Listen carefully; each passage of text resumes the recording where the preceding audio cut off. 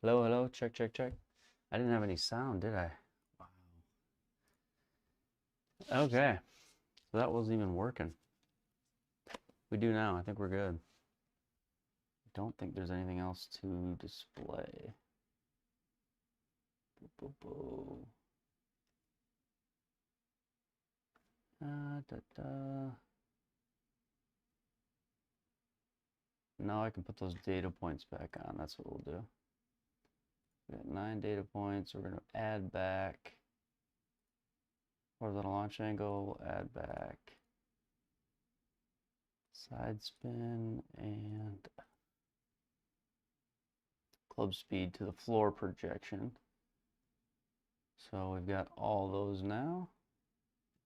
Perfect. And we should be good to go. Cool.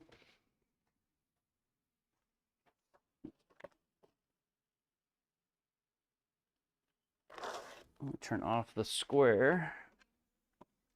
Just set it over here. I'll need some webcam putting golf balls. Let's get those out.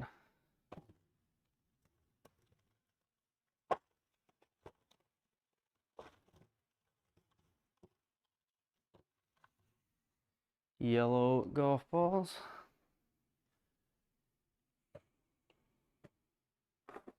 And then we'll get some Rapsodo golf balls. I'm gonna grab some new ones. We will hit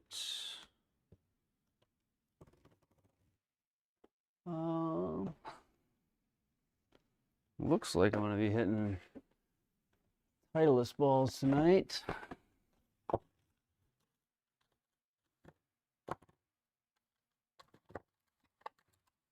Yeah, we'll go with these. Got 3 new Titleist balls here. We'll use those.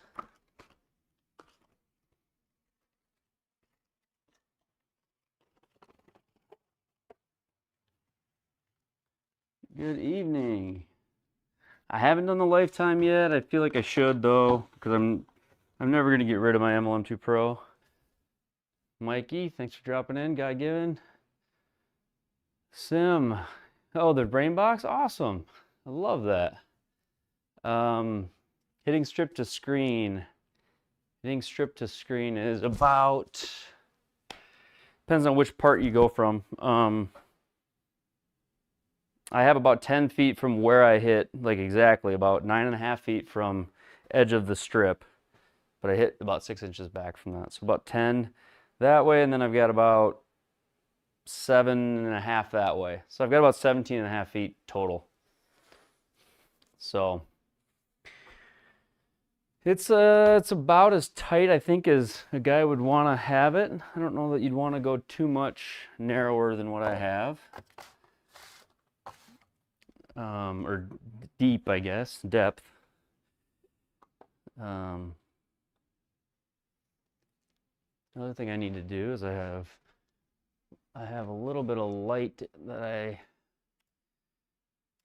add. There we go. That'll make the webcam putting more consistent. Fat kid, Sean. I mean to call you fat, but it's in the name, and you're not even one. So, Jay Bird, hey. Yeah, I like it, Mikey. I probably should upgrade because I won't get rid of it, and I like using it outdoors. I like using it in the sim. It's such a simple setup for me and device for me in the sim.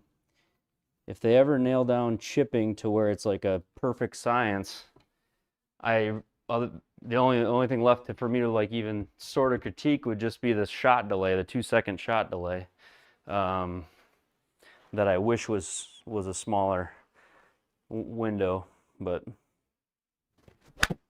oh, feel a little stiff tonight. Oh, that one hurt. Yeah,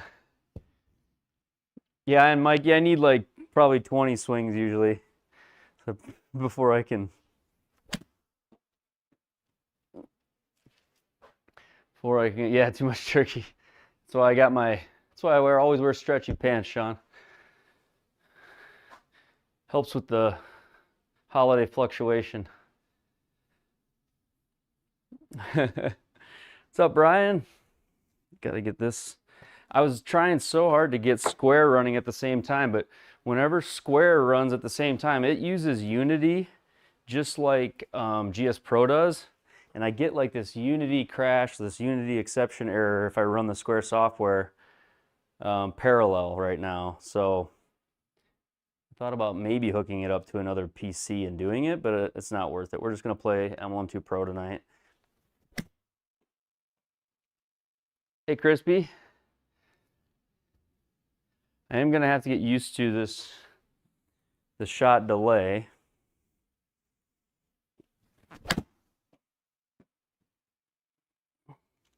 Feels like a no read and then it goes. After playing, honestly, the Square is very reactive. Yeah, 6-yard chips are the brutal ones. Those short little ones, you almost have to try to figure out how to, you almost develop a chip for the M12 Pro that's like specific to it, that you know you'll get a certain reaction from, rather than chipping real, I kind of feel.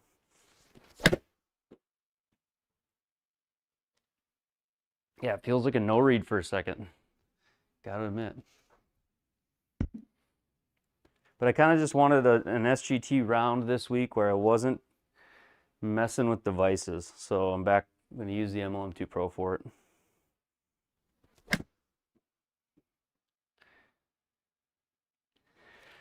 Yeah, Brian, like every chip I feel like I hit is a flop in the M12 Pro. At least that's kind of how I play it. I feel like it picks them up the best. I don't know. It does pick up the other ones now a lot better than it did.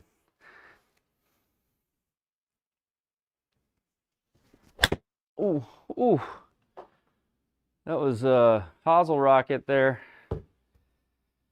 Maybe I need a few more balls. That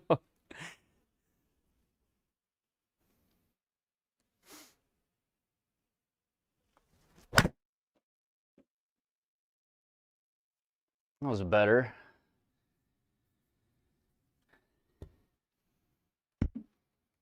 What's that, hitting the hosel, Brian? No.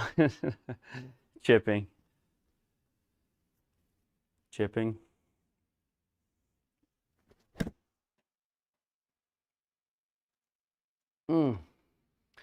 Yeah, I need some better swings than this.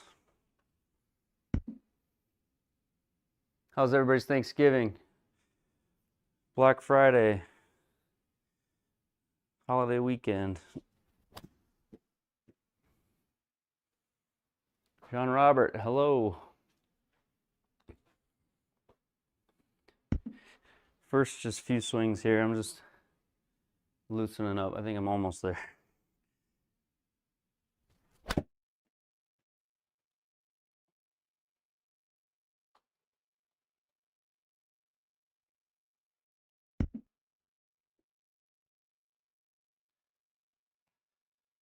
All right, what else here? Maybe hit a couple at this. Actually, I'll just hit drivers. Let's just hit drivers and go play. I don't need an extended warm up tonight. That felt pretty loose. Get some tees. I had to order some more K2 tees tonight. I broke all my plastic pieces on my K2s. 6-foot step ladder, nice. Big Saturday, maybe go to Home Depot, maybe Bed Bath & Beyond. I don't know if we'll have time. Just don't fall off that ladder putting up lights or something, Mikey. Yeah, Jean Robert, you Canadians, you landed a month earlier than us or something.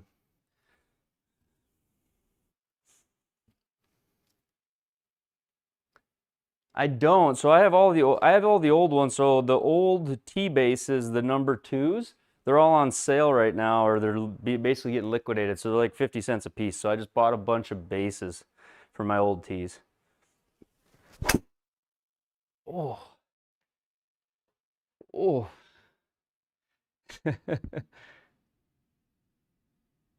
SIG 10 and the BenQ. I love it. I love it. What you should have done is put her name on it and then thanked her when it showed up. Honey, what is this? That's what I... You did not have to do this. Yeah.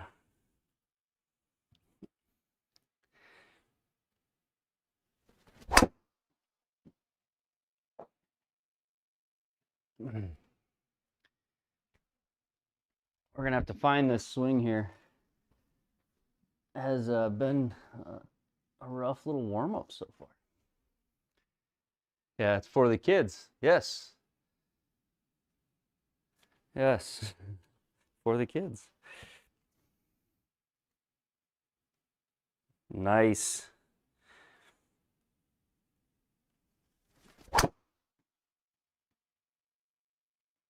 There we go.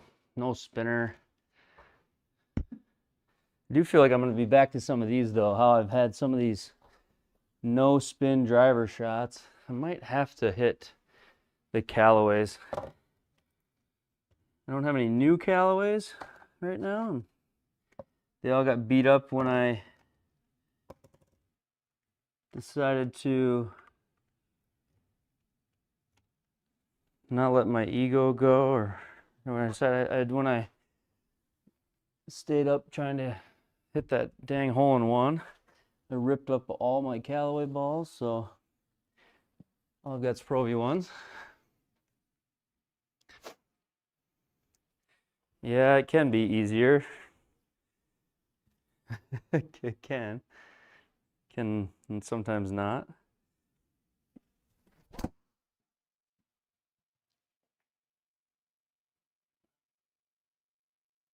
Just such low spin sometimes. That's something I really gotta figure out.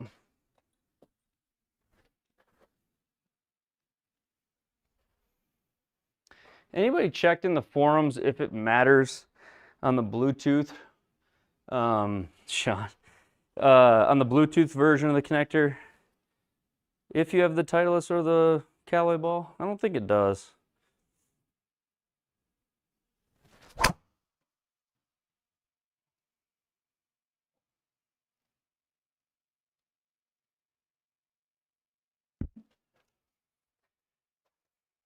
That actually felt pretty good, even though it was left. Couple more and we'll go play.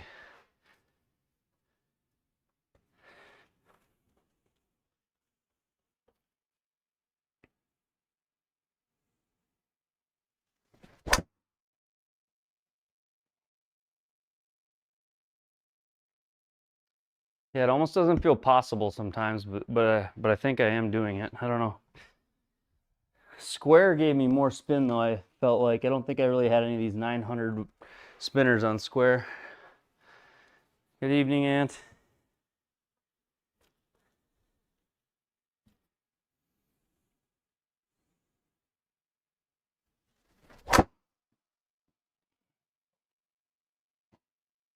See, 1,000. I don't know.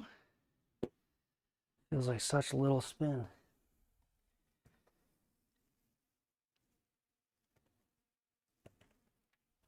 Isn't 1,000 low? Come on.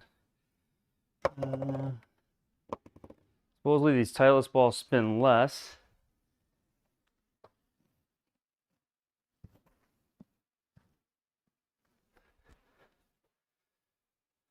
Hey, Ben. Leduc.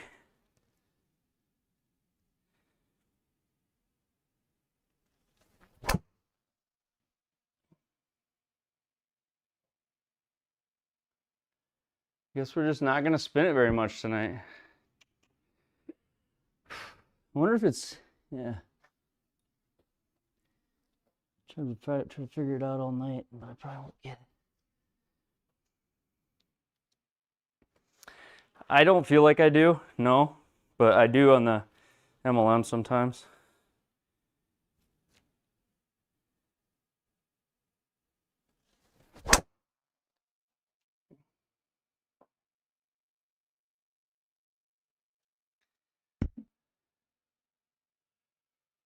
Yeah, that's one of the things. So I get that on this LM every now and then. I don't know if it's that high and that on the toe is because right, high on the face and on the toe would do that to me, right?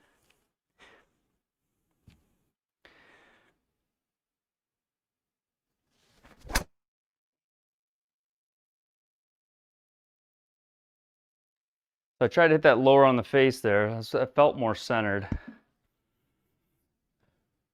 Yeah, we'll do it. Sometimes the driver is typically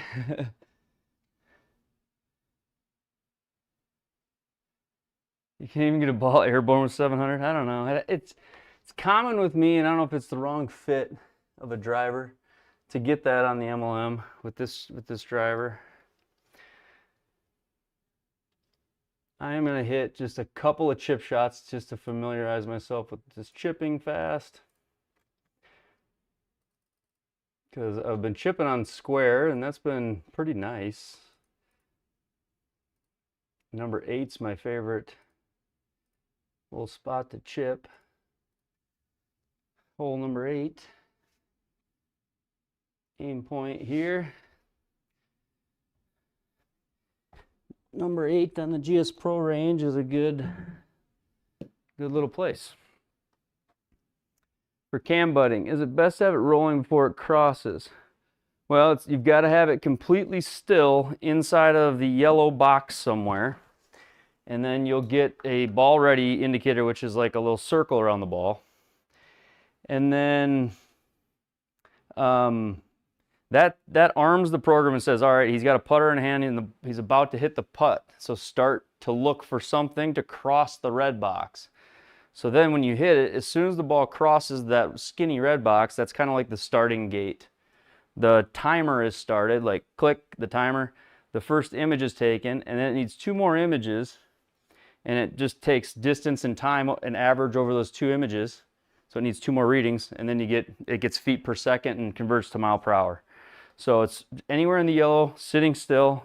Once you get the armed ready indicator, hit it, and you'll get a reading.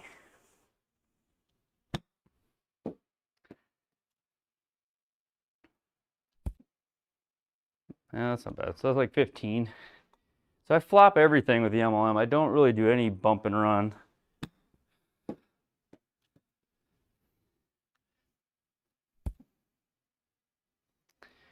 Yeah, I'm more than 162 antennas, unfortunately.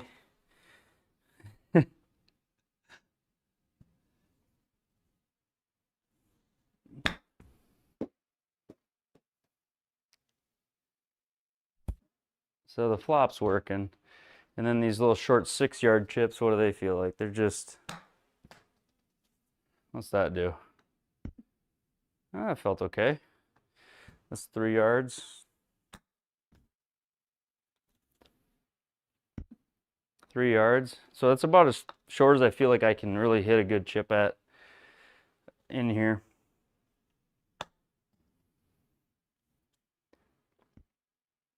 Two yards, yeah. So anything shorter than that, I really don't love hitting in the sim. And then last thing I'll do is we'll just take a ball. I'm going to go out here. And we'll change to the back location. We'll go there. I'm going to put a ball out here. I just want to hit some like 50-yarders. These are the ones that I need to be able to score on and a lot of times don't.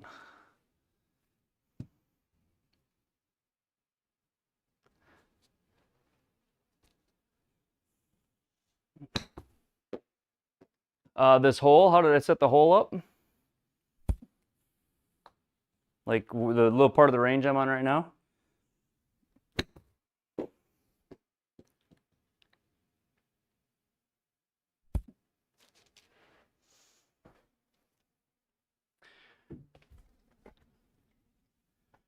Okay, so if we go here.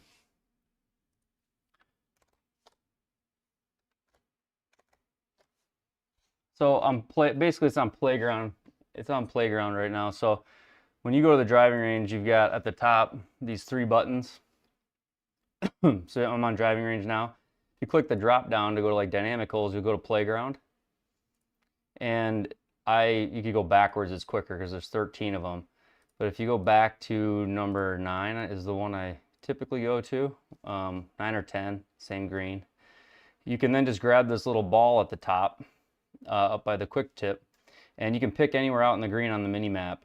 So I can just pick over here on the mini map, and now that gives me that 44-yard shot. Or I can pick, and if you hold down your left click, it's going to tell you where you're at. So there's a 49-yard shot. I can just click apply, and now I'm hitting from 49 yards. Good question.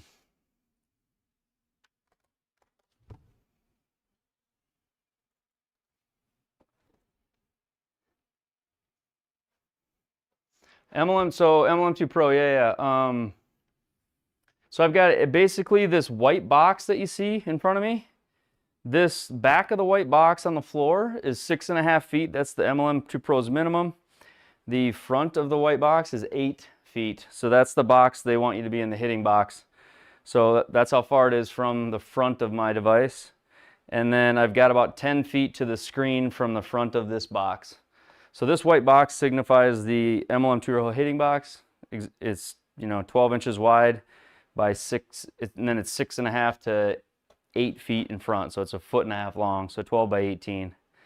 And then I've got 10 feet of flight to the screen from like the center of the box.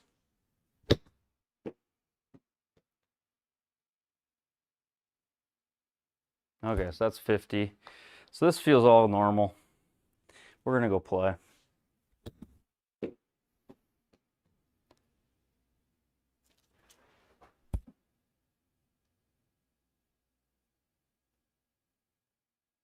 Ball tracking for your webcam when start. Are you talking with number 16?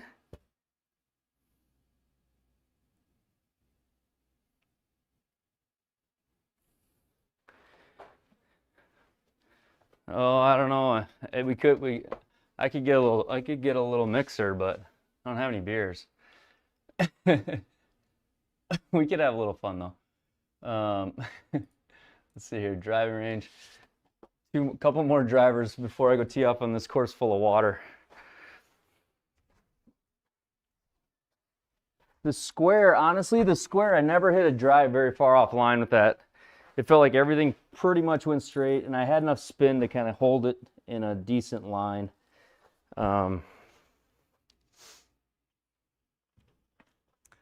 So let's just get a couple last drives.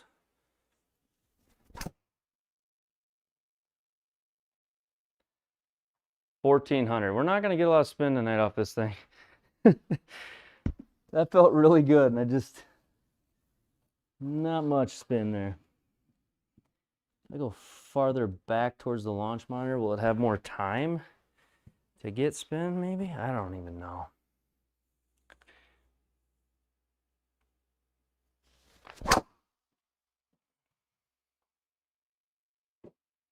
$685. Let's try one other thing. We might just put the driver in the bag tonight. Hit this 3-wood. See how this goes. Low. See, that spins like crazy. So I know it can read it.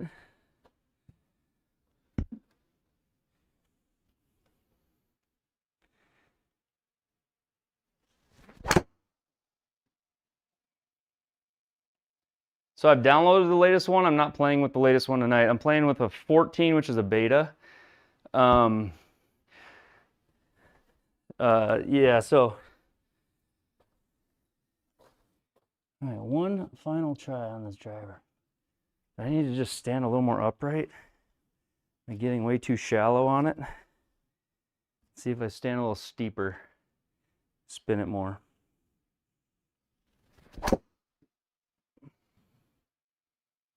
Oh yeah, I can spin it more. Face wide open.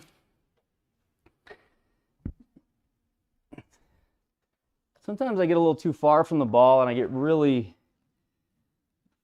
shallow and I hit up into it so much that I take all the spin off it. So it could just be maybe a little change in ball position.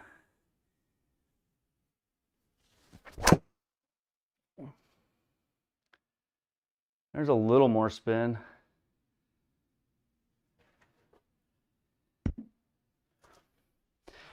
We had driver off the deck chance the other night. I think we eventually, I did one off a bottle cap and they didn't know it was off the deck. I came clean.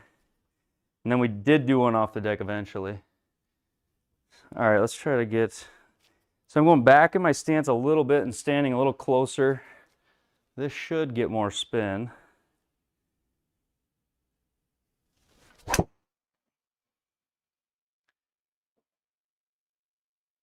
But it's going to cut. So I can play a cut because I know I'm coming across it standing that close.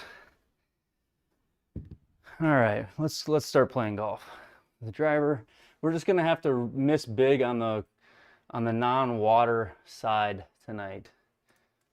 We shot 2 under in the first round. So we'll see how we can do in the second round of Turkey Open. Saturday pins, 0 elevation, 10 on the stemp and breezy. 10 on the stemp and breezy.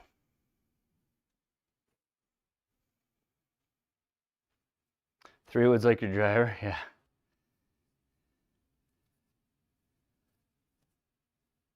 Yeah. The 3-wood is really good. I don't know, I don't know if this 4,000 spin might be a little high on a 3-wood, but I don't mind it. It doesn't kill me outdoors. The driver though, when it gets below 1,000 spin, if it has any spin axis, if it's got any side spin on it, it's just gonna go. Oh, what happened here? So last night I had the brightness bug. So we had to turn everything way down just to see the course. Okay, so that is still kind of funky though. It's because the color, how do I get default? Can I go back to default? Does anybody know how to do that? Toggle advanced. I don't know if there is. Okay. We'll just go sun strength. We'll go there, saturation. I want it to be too blue. There.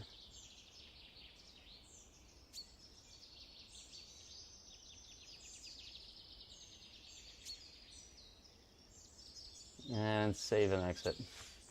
Okay, that looks good. Good enough. Then I go back to it anyway. There, I like that better. Okay, first hole. Can't get there, but if we miss way right like we just did with those slices, we should be fine.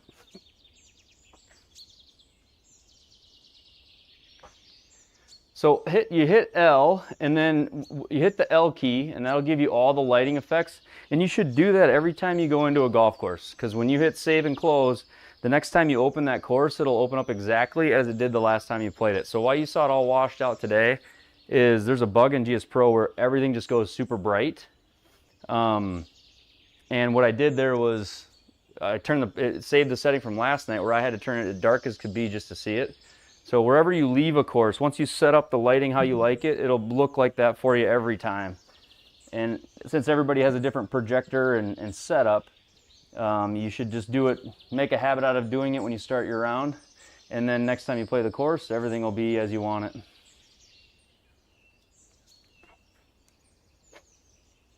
Okay. We're going to play lottery with those trees. Try to hit it straight, but if anything, cut it. Because this was, and the wind's off the left too, so.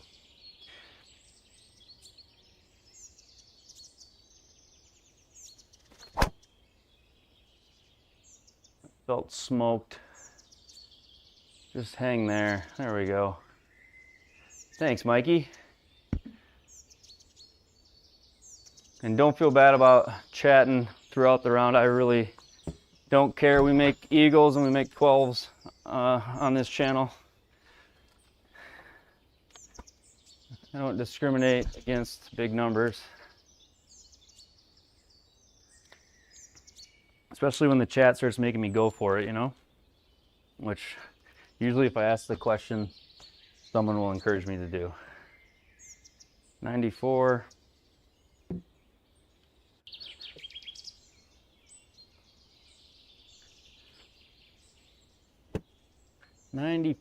It's in kind of cross. I got sand wedge here.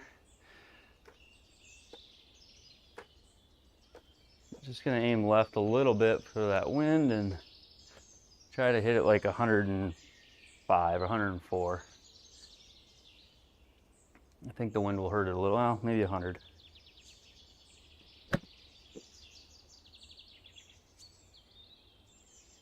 Oh, we hit it 100 raw. Sit a little. So it didn't really hurt it. Didn't really hurt it at all. Okay, webcam putting. Where are you? Where are you? Oh, I turned it off because we've been using square. I turned it off in my overlay. So let's go to my floor projection. So it's running right now, but you guys can't see it on my floor because I had shut it off. So there it is. So webcam putting is now on. We'll go back to here and I'll have it on my floor. There we go. All right. Square golf, I didn't need that because it was shutting off when I would go to putt. So yeah, ball will go in. Then you'll see the circle go around it like that. I don't know if you could tell there. Chicken, crispy. And then now it's waiting to cross. For me, what is a different color because I've got a filter on mine, so it doesn't look red like it normally is. For you. And every time I go click OBS, I got to reselect this before I can use my control box. So downhill 1, 17 feet. They're only 10 stimp, so might not break as much as normally. We'll try here. French to English, yeah, I don't know 2 languages. 17, downhill 1. Come on. No! I just could have played more break. I thought maybe with the stimp at 10, I didn't think it would break as much. And I'm used to playing 11. I usually play stimp 11. Okay. You gotta think about spinning more than 1,000. Webcam putting, un GSPro. Yeah. I need like the translation earbuds maybe, right? Figure it out. Started doing 5 gimmies, 11 stimp. Now 10, 8. 10's 11. Yeah, and then, yeah, there is quite a bit difference. And then,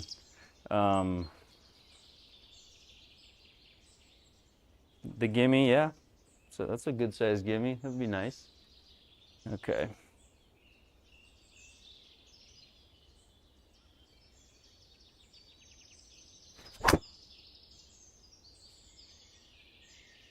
Come on, wind.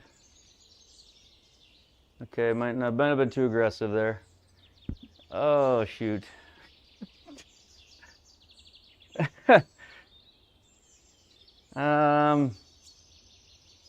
90% air, right? 90% air. Yikes. I was thinking I would cut the ball there. I've hit 2 balls that almost went dead straight, which is encouraging, but what do you think? We gamble on these trees? I think we do. We'll gamble.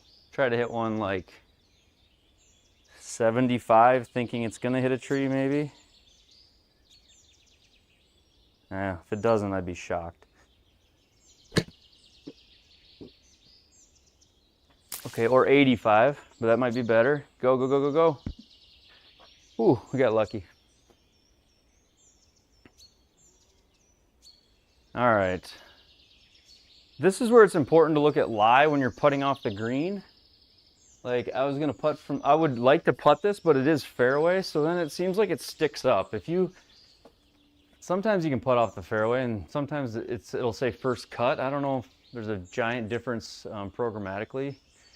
If there's a course designer in the chat, they could probably tell me, but I feel like I can't putt off fairway as well. So then that brings in the 8-yard flop, right, Mikey? Okay, or 11-yard flop. Okay.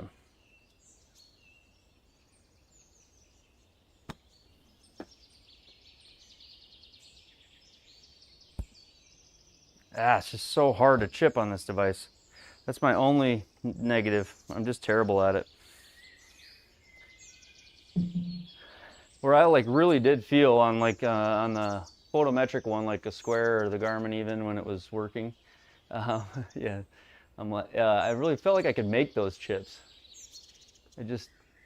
Sometimes I can figure it out on the MLM2 Pro and sometimes I can't. All right, well, gosh, that seems like a lot, but we're downhill 3 inches. I'll try it. Downhill 3 inches, 12 feet, it's like a 9-foot putt. And that's more than that. Okay, starting off with a bogey.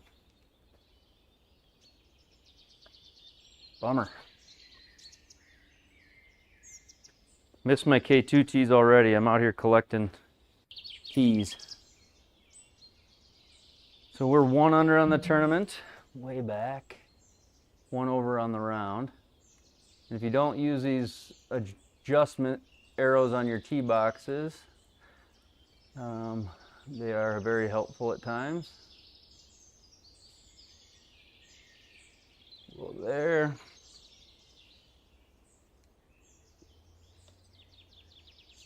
Okay. I want a Callaway ball. They spin a little more. I have Callaway and Titleist right here. R50 is great. It's with short chips. It's really good with it. I think the ball readings are good. I just don't use it much because it does not hook to, it doesn't hook into GSPro, so it just sits here right in front of me, and I don't use it.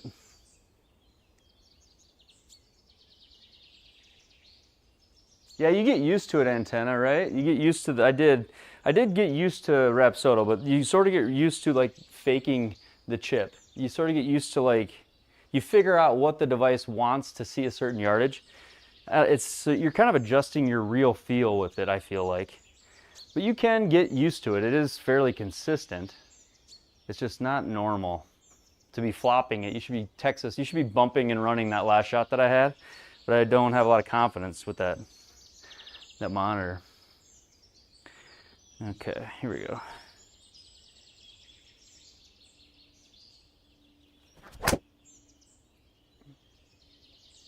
Going good, Razor. I'm trying to find the other fairway quick on this par 5. Just give me a gap. That's all I ask. Yeah, I got a gap. This is good. So I do think, like, yeah, thanks for the compliment, by the way. But I do think after a while, I did get used to the MLM2 Pro when I used it every day. But then you use a photometric one, and it comes out totally different. And so it kind of messes with you a little. So I think you're right. You're right in both senses of the matter. It's like in my head. 3-wood's probably not appropriate here, but it sounds more fun. Uphill 16 yards. We should just, if I can just hit a cut shot right with a 3-wood, should be fine.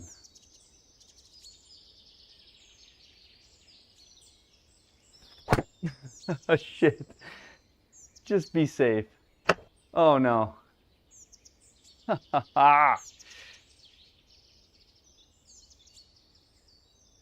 Right where we want to be.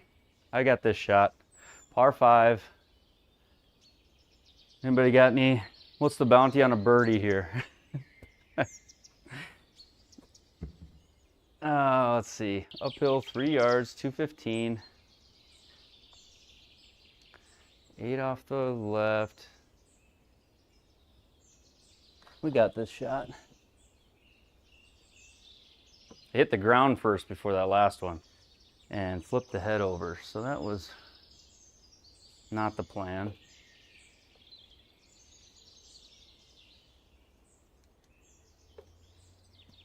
All right, right there.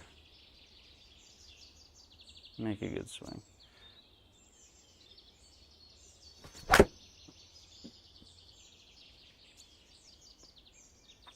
I left it out, trying to hit a draw, and I left it open. Doing good, Razor. How about you? Cart path, I'm not sure. 33. I feel pretty good about this distance on the M1 Pro. It's more the inside 15 yards. 33.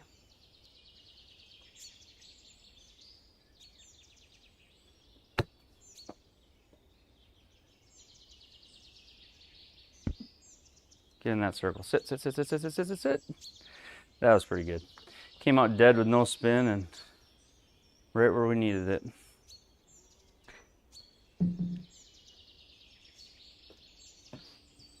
All right, 6'3" uphill 1.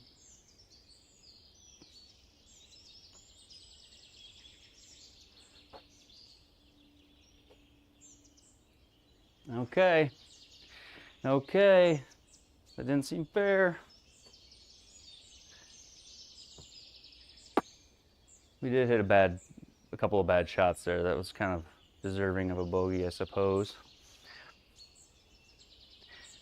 I don't know how that didn't go in though. It didn't like me.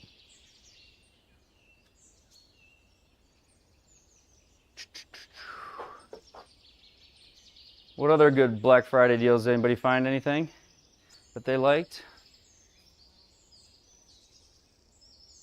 Go to the right here. Give myself a little more room. And then we'll go here. Yeah.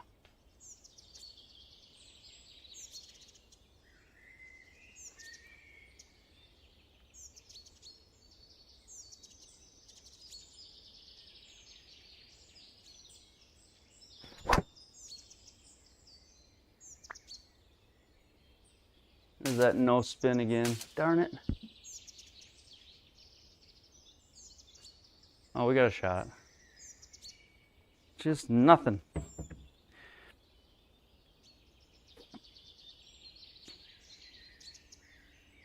All right, 187. I think we just got to hit it straight and we should be fine.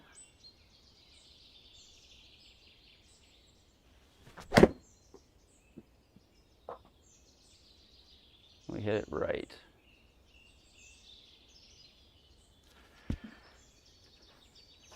No other good Black Friday deals out there? Sound like a couple people got sim enclosures. Anybody get a launch monitor? 5 degrees left on this one. It's gonna come out left on me. And then it slopes off the green to the front, basically.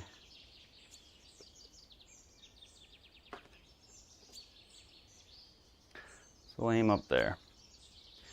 22 yards, so maybe like 26 yards.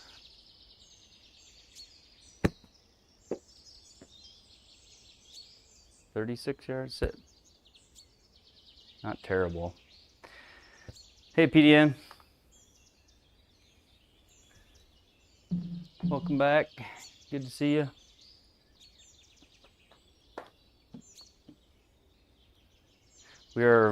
We are making a small mess of these first few holes.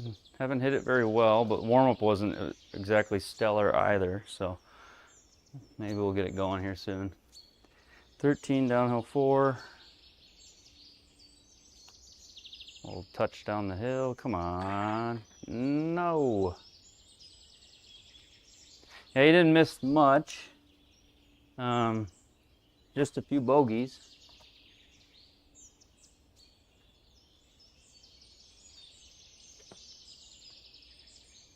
Yeah, I needed you earlier. I hit a bad flop. Hit a bad flop.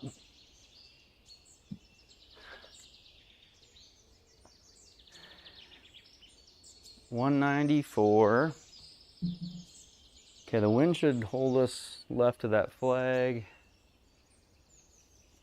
5-iron is the club.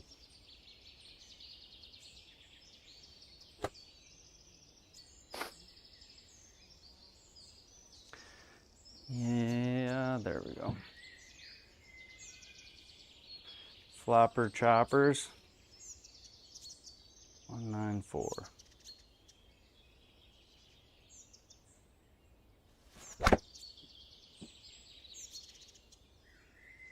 This hit really good, but with that draw spin and that wind, it would be left side. Ooh, sit.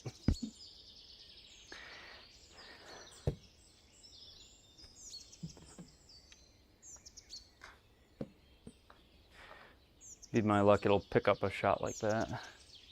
All right, flopper chopper. Kinda.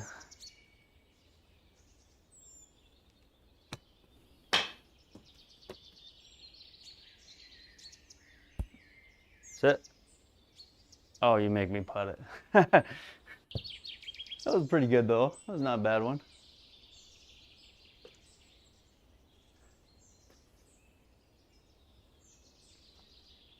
I did miss a putt like this already. Come on. New starting location. There we go.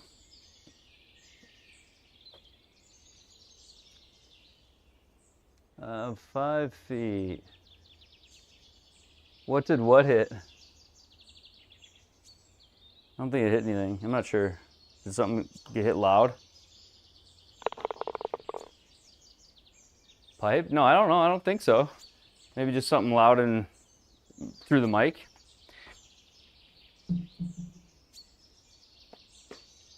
All right, back on that. We gotta make some birdies. We're 1 over on the tournament. Yeah, I don't think so. Oh, it hit the cup. It landed in my cup, like off the screen directly into the cup. Yeah. So it probably made a loud like clang sound. I think.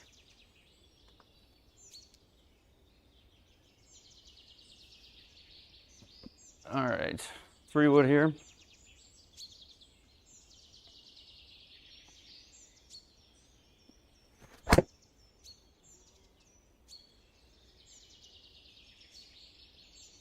Face is just a little open today, but that's gonna be good because it would have been that bunker otherwise.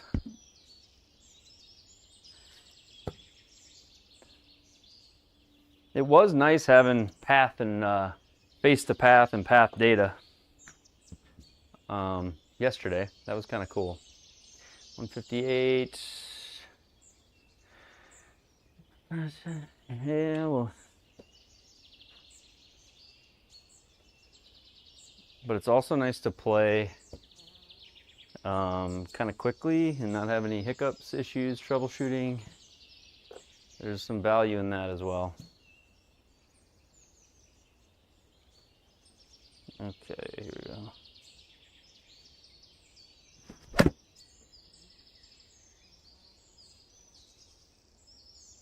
Really? Again, face just open. 11 yards right. We got to get the club square.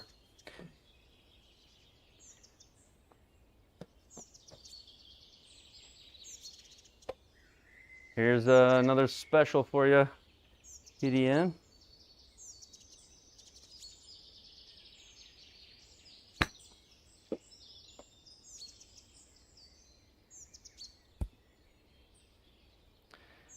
Boom. It does need to come to the M2. It would be phenomenal if it did. If we could just get that to come, it would be awesome. That's right, boom. It does deserve a boom. Boom's in the chat. I have, and we're working through an actual custom connector that I've been a part of beta testing, and I haven't actually written any code, but I would say that I've been a part of the building of it or testing of it enough that I know it unfortunately doesn't have any. Even in the like secret output of it, there isn't any, and there's none going into the system. But I thought the same thing and did check for it at one point. So I haven't, Nick, but I hope someday they got it coming.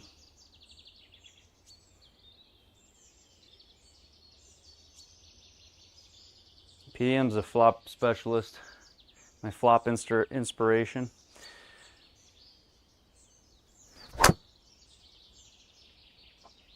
I tried to swing hard there. Did I swing hard? I kind of did. No spin though. That's going to go forever with no spin probably. I should have run. Gosh, I wish I could spin at 2,000 with this thing. And I feel like I do, but it was hit so hard and at a great launch angle. Just no spin.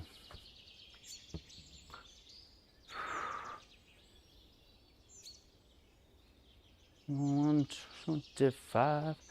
Yeah, I feel like the luck is kind of coming my way here. Maybe. Let's see, 125.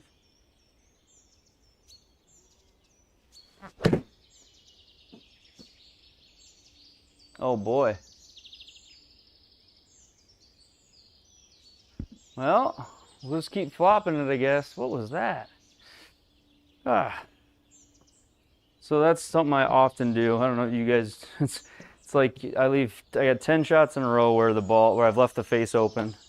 So I get to one, I'm like, let's square it up. And I just flip and throw the hands right at it. And we're over here. Okay, 23, so a little higher flop this time, a little further. Oh, it's not gonna get there. Go. Go. I didn't put enough on it.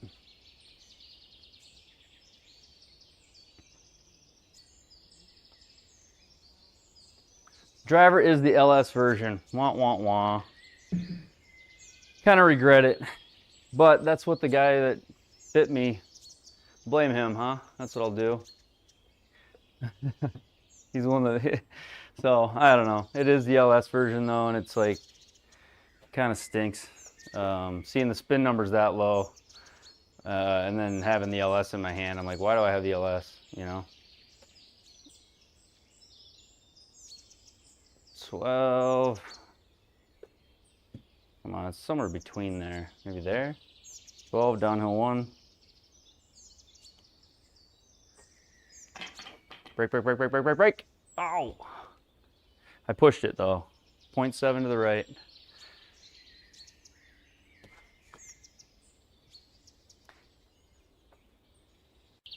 .7 to the right. This is not the golf I was hoping to play tonight. That's okay. I'm not gonna hit that off the tee. That would be outrageous. You talking about like the putting with the floor, the floor putting one? It does. I mean, it tells you, it shows you the line that your putt went and shows you the line that would have been straight. And so it kind of gives you a line or a path to hit it down. It doesn't tell you like the speed or anything that you need to hit it, but it visually indicates how far offline you were because it tracks the ball and then it relays over what the ball tracked onto the floor. So you see a blue line, and I can see I pushed it.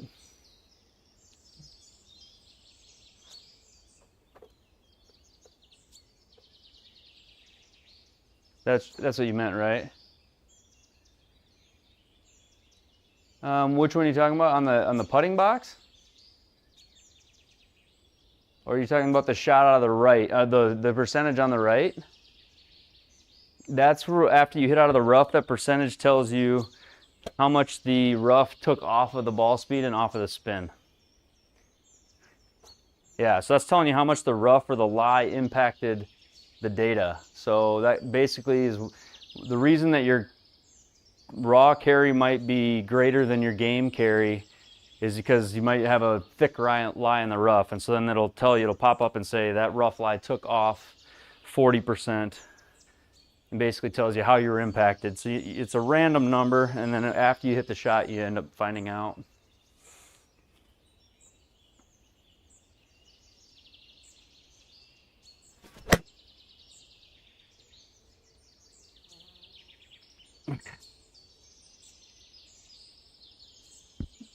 Wish I could blame the launch monitor. It's not a good swing.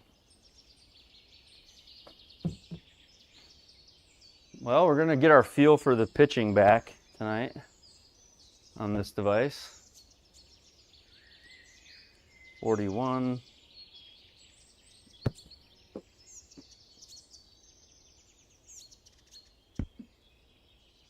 Hit it with my purse again. Oh, I would putt this all day. I'm a little frustrated, so we'll just hit a flop. Frustrated with myself.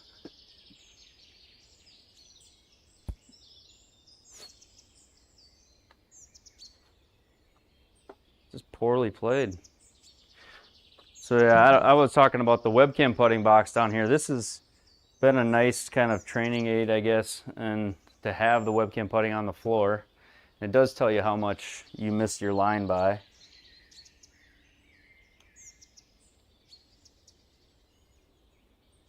Like that one, it shows the blue line to the right. I missed it to the right.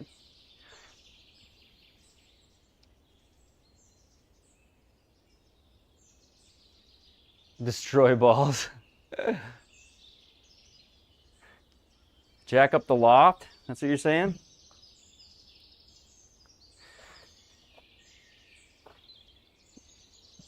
You mean like spin the driver head open, go to the highest loft setting? Gosh, I hit the ball well last night. This is frustrating. All right, we'll try to. I'll try to hit one with a little more spin. If I go back in the stance a little bit, I should be less up into the ball, which should spin it a little more. What if we go here? Maybe get a little taller. Does it? Yeah.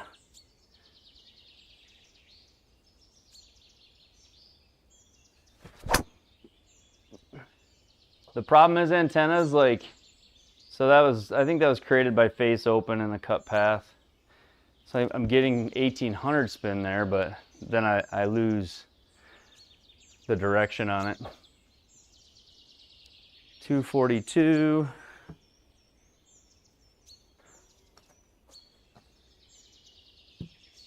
I could crank it all the way up. Well, Mevux, I could do that. 242.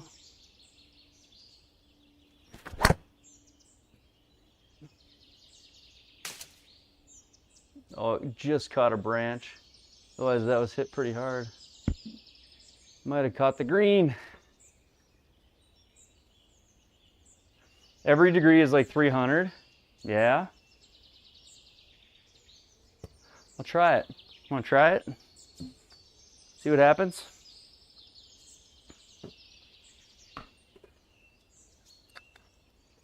Let me get banned from the Pro Tour for making adjustments mid-round now.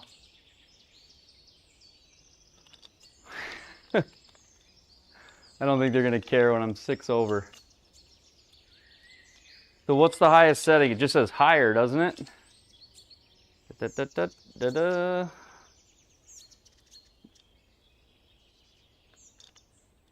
I think it just says higher.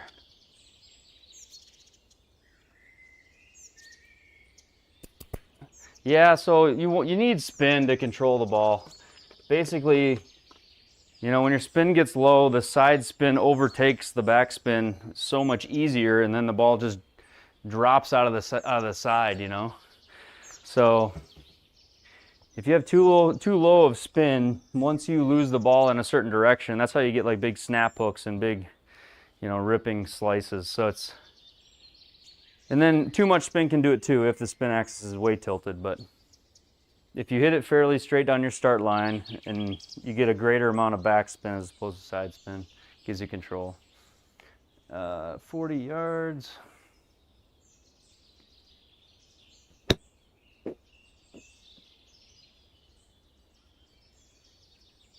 Spin, spin, spin. Not terrible.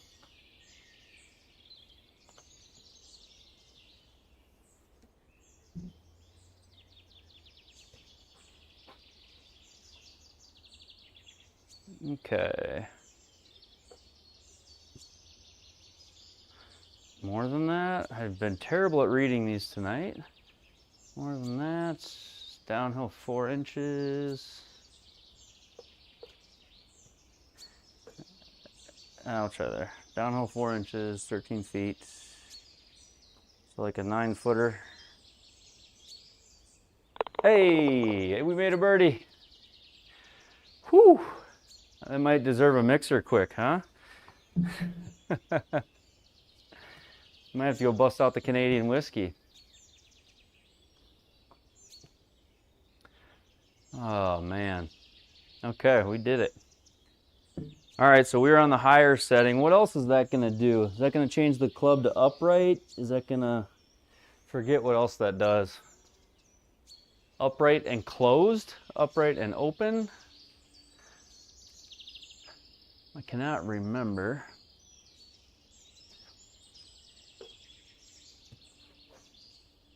Might draw a little bit, the face might be a little closed. Okay. See if we got a fix from the chat here tonight.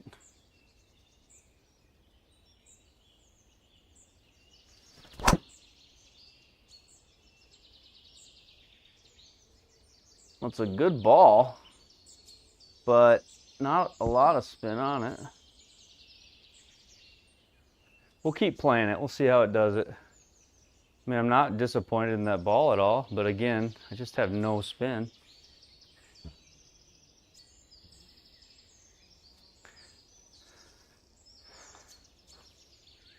I feel like it should change the spin. I mean, it could just been the shot too, right? Let's give it a few more. We've had about a dozen of the other way on between the range and game.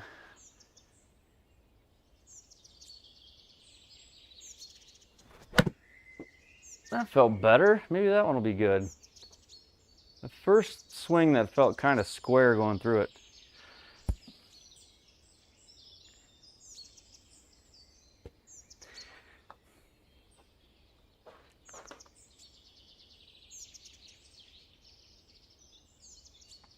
Start to make some good swings. I'm going to play the par 3 event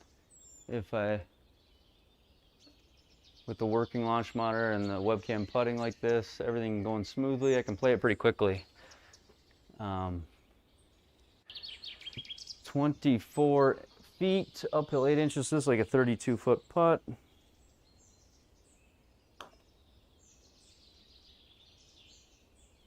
I need a little more.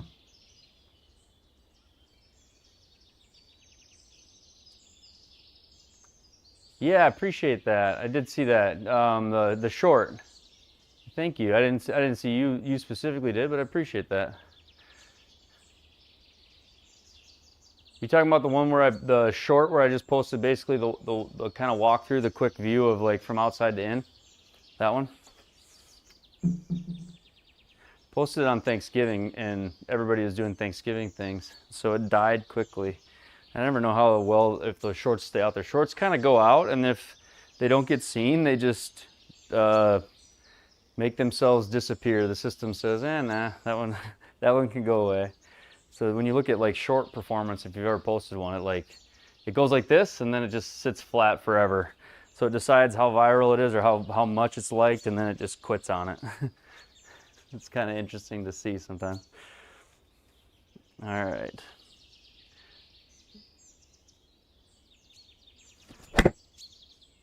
More ground first. Come on, Ben. Just carry the water, would you? Okay. We did. But chunky. You commented, Ant. Thank you.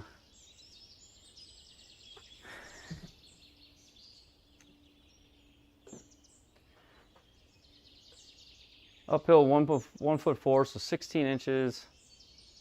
Gotta do math every time. So 55 feet, and can't use a white ball with webcam putting.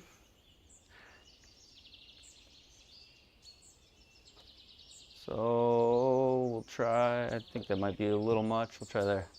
55 feet.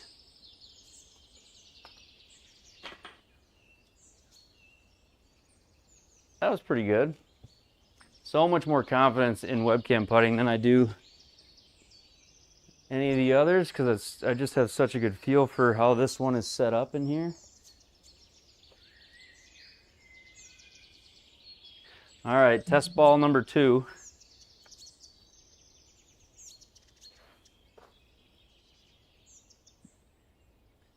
Test ball number 2.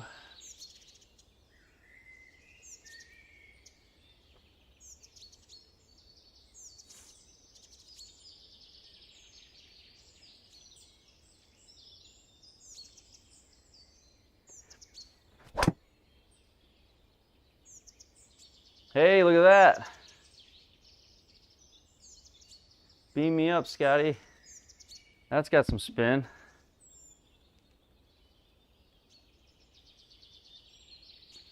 Smeebox with the assist.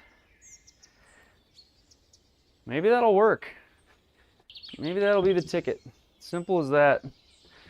I mean, I knew that in the back of my mind that would be a thing that it could do. I just been too lazy to change it or do anything with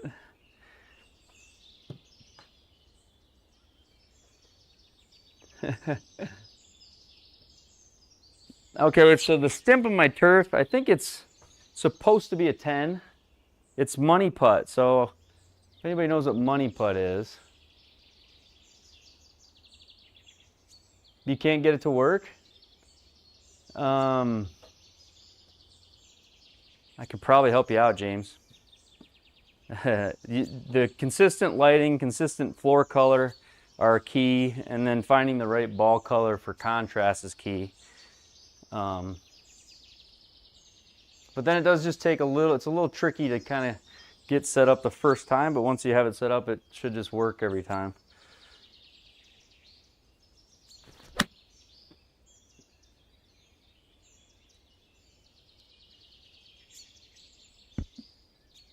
That like caught part of the hosel, but didn't get hoseled. These shots are just, there's no focus here or something. Should you just get a square? I mean, I think the square is a good launch monitor. What do you have now? You have R10 right now? 19, a little floppy.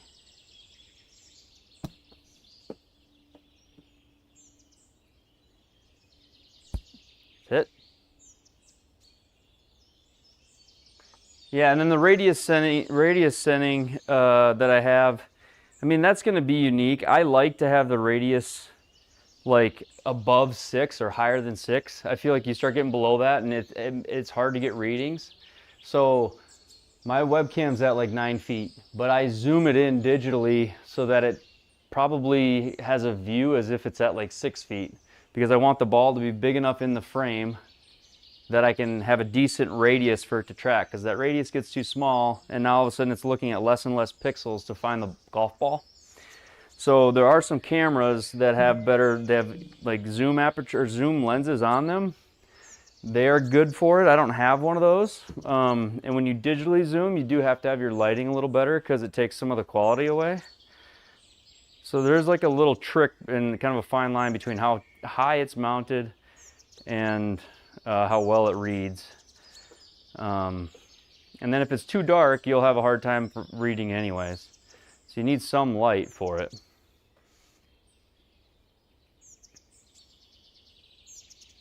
Bugs outing right off the rip during calibration. Get the red ball set up. Yeah, red is really, really hard. A lot of people say red works for them, but honestly, that slider, red is on the far right and on the far left. So if you don't have the right red and you put your sliders on the left, it's half of the hues are on the other end of the slider. So I don't agree with red being a very good color, although people have found a lot of luck with it and they tell everybody to use it. But I think orange and yellow, for me, yellow works the best. I find yellow way easier than I do orange. Especially if you have like soft white lighting in your sim room. So like if you have any other lighting that's got kind of an orange, come on, go in. Darn it, that's got kind of an orange tint to it, your lights, and you use orange or red, like even your flooring will reflect a little bit of orange color. Your skin will. And that was what I found. So that's why yellow works better for me, because everything sort of has a little bit of orange hue to it. PDN. I'll take a picture of. I was say I could put a picture of the license plate up. See if you know what it is. It'd be better if you could guess my license plate.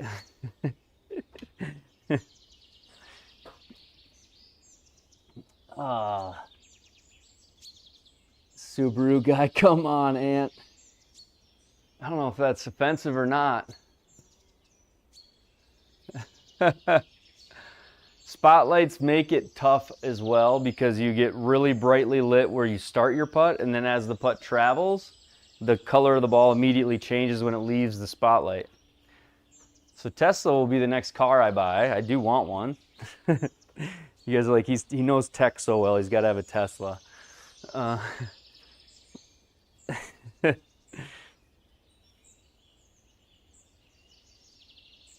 There's my car is in my flooring video. I'm surprised you don't already know. You guys haven't watched it?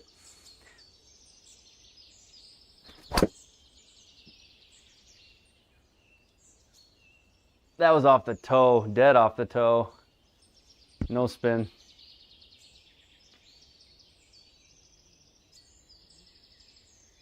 Spotlights, yeah, so camera solid mounted your ceiling. Send some picture room. I actually had a lot of luck with the rubber ducky, huh? That's the rubber ducks. That's the hint. Should give it away. Some people are obsessed with them. I don't have any.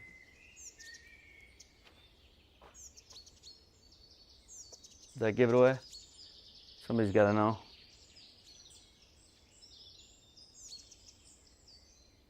Yeah. Wrangler 4xe is what I have. So it's like a barely electric Jeep Wrangler. Rubicon or whatever.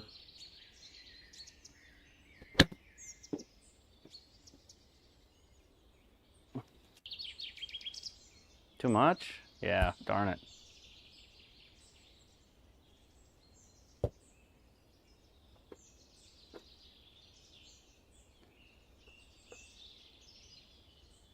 Yeah, if you go to like the last 2 minutes of my flooring video, game-changing flooring, that video, my car sits in the background like the entire video.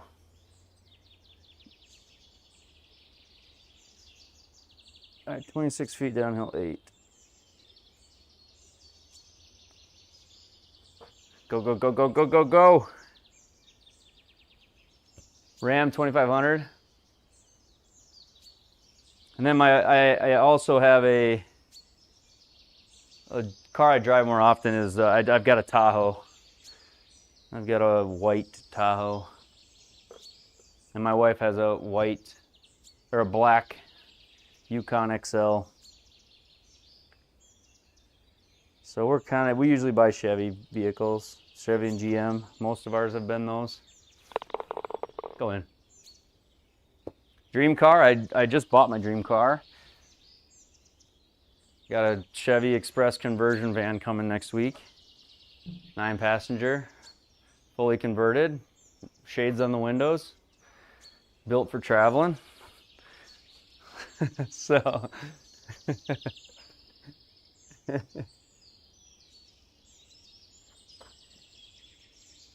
it'll be for the vacation vlog channel.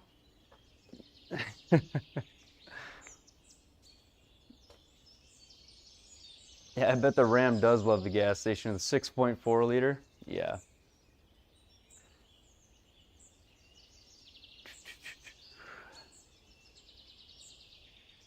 Loaded with ads? Why is it doing that? Are you skipping around PDN? I don't want that. I usually do, let me look at it. Is anybody else finding the same thing?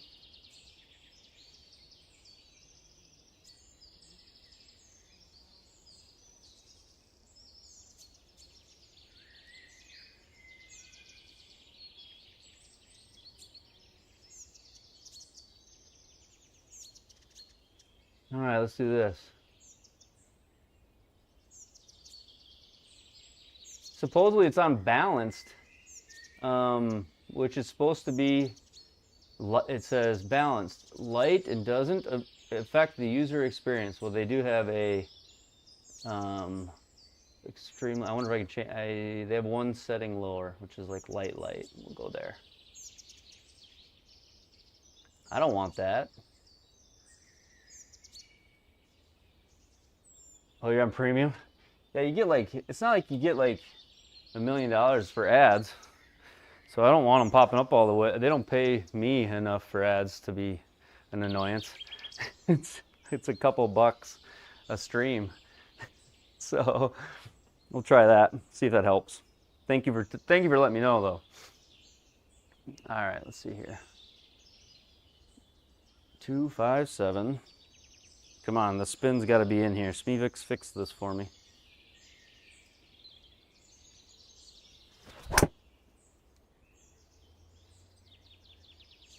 Oh, there we go. I think a big part of it is hitting the center of the club face and not the toe. But definitely since switching it, I'm getting more spin.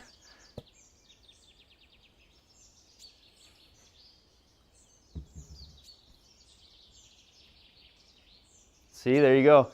Yeah, there's ad blockers for all that stuff by now. But I think I have premium too, so sometimes I forget what it's even like. All right, let's see here. 135. I'd like to kind of just finish this round and go try to make a run at that par 3 event. Let's see here.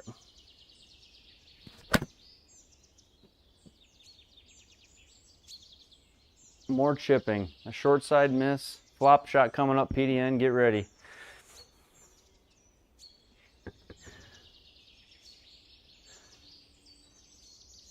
Flop shot. Here we go.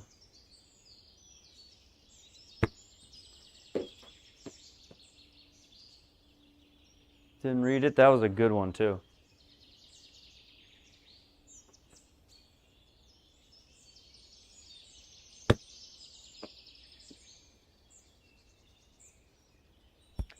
That was a total misread. Trust me. That was a complete misread. That, like, I felt like that was going to go in.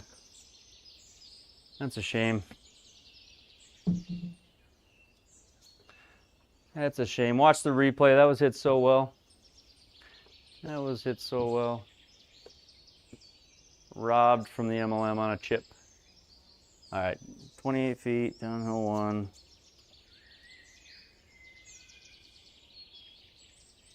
Get in there.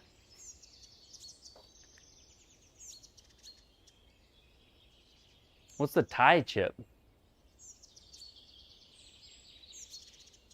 So Justin, I don't have as many HDMI outputs as you think I do. I've got HDMI switchers and HDMI splitters.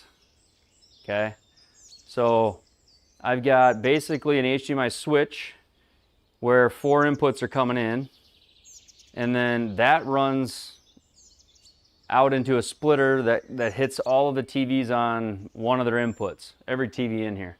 And then I have one of my computer outs also hits another splitter. So one of my computer outs hits every single TV on the input number 2. So if I want to put computer screens up, I go to input 2. If I want to put what's on the splitter, I go to input number 1 on any of the screens in the room. And the splitter has everything from an Amazon Fire Stick to another display port on the TV, on the PC, to my other PC. And and then I have a Chromecast on one. So on that splitter, I can just click through the the switcher, I can click through the different options and change what's on input 1, and then input 2 on every TV is one of my computer screens. So it's just kind of an easy way to do it and not end up taking up more resource on any of the PCs. But it's a great question. Tie spinner, I don't even know what that is, Mikey Chi and Smeevox, or Ant brought it up, didn't you? Smash it down, but it goes super low. Oh, just the low spinner.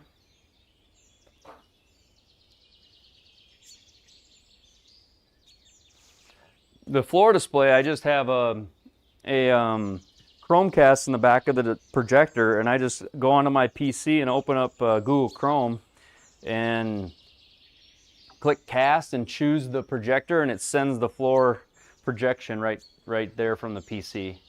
So the floor projector doesn't have anything but a Chromecast in the back of it.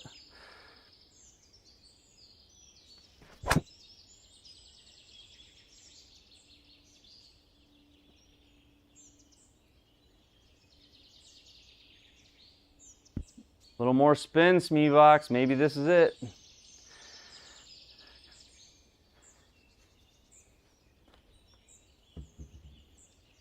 Okay, par 5, 227.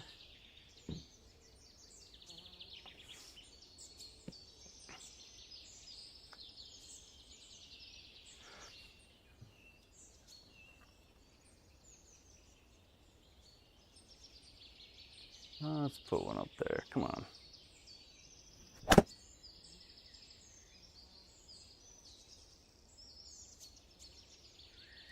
Bounce up there.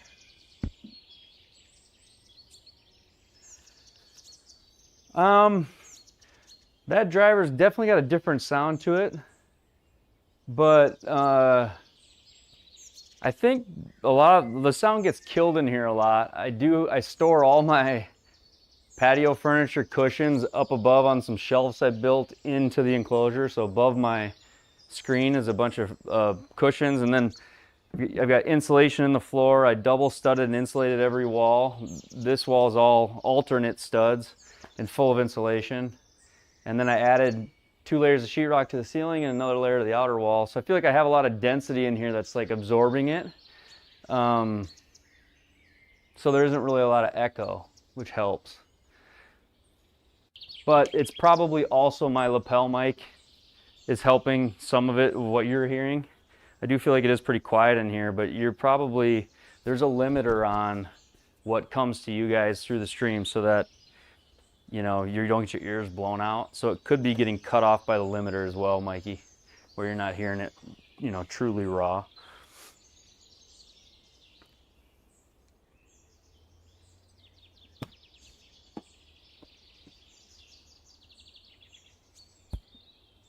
Stop.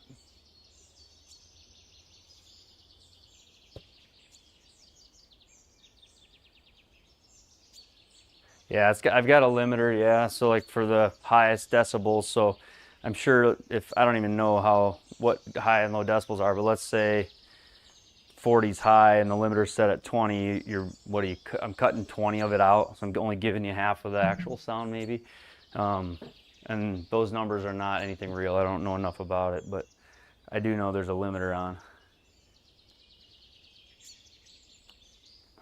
Go in.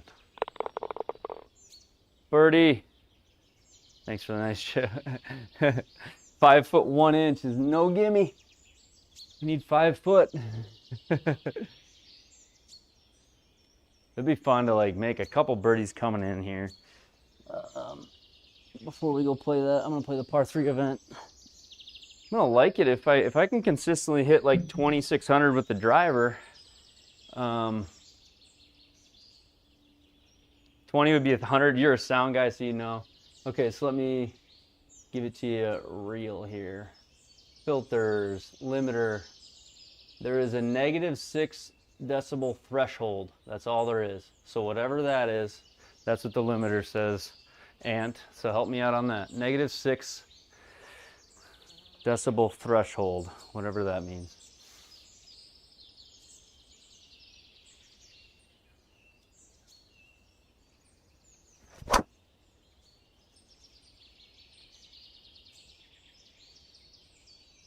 for a drop kick toe shot. Still have 1400. That's good. Oh, that's not good. That's in the tree. That's in the tree. Since this round's so far out of hand, let's just hit it. Let's see what happens when you're inside of the trunk of a tree and you hit it. A new test. What's in the bag? Right, that's 4x. What's that mean? 4x what? 3 decibel is half power, all I remember. 146. We're just gonna I have a feeling this will like go straight backwards and be a total fail, but let's just see what happens when you're inside the base of a tree.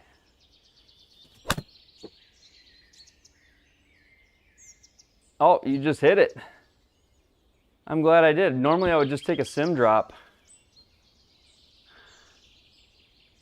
And this round wasn't worth nothing tonight. We learned something. Did not swing it well. 3 decibel is half power. What's in the bag? So Titleist CB irons with, what are they? Dynamic Gold 100X. And then Volky SM10s. A 15-year-old Ping hybrid that I'll never get rid of. I don't know if it's 15 years. I'm probably exaggerating. Get up there. Go. Oh, you dirty dog. And then the QI10 3-wood and QI10 LS driver. That is kind of a hate-hate situation. If I didn't pay so much money for it, I wouldn't keep it in the bag maybe. It doesn't feel like the right fit for me.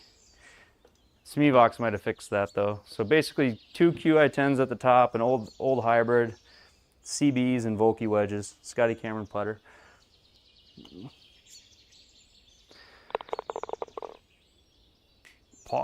Par from that tree is just fine.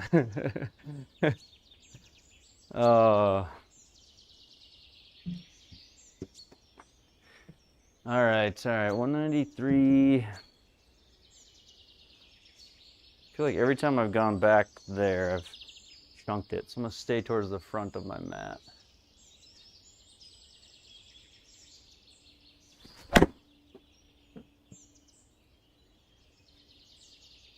Very nice. Yeah.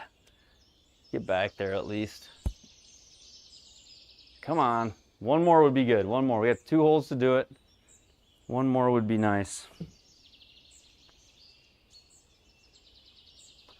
And then we're going to go birdie half the holes on that par 3 tournament and make a run at one of them. I've had one time, and I didn't post the round. It was early on, where I actually thought I was going to win the par 3 event. I shot like 9 or 10 under in the first round. And then went to the second round and hit like 3 in the water on the 7th hole. It was like an island green. And I didn't finish it. I'm so frustrated. All right, 37 feet. Did I smack that? I might have. Sit, sit, sit, sit, sit. Yeah, close. Like tailor-made drivers, keep breaking them on the hosel of the head. The head cracks. I've seen that too. All right, here's our bird right here. Par 5, 499. Start with a good drive. Walk off this course and wave goodbye to the Pro Tour for the week. All right, we'll go there. Spin it a little. Come on, a little bit of control.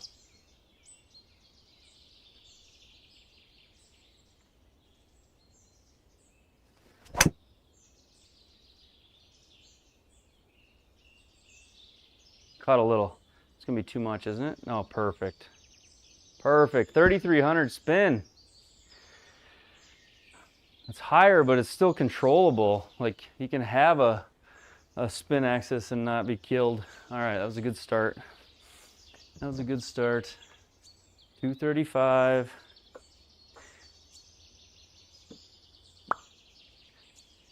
The trusty 3 hybrid. So this is a Somebody should look up the year of this. I'd be curious what year it actually is. I feel like it's 15 years old, but it's probably not. It's a Ping G. Ping G, 19 degree. Whatever a G is. Feels old, but it's like, it's a trusty club for me.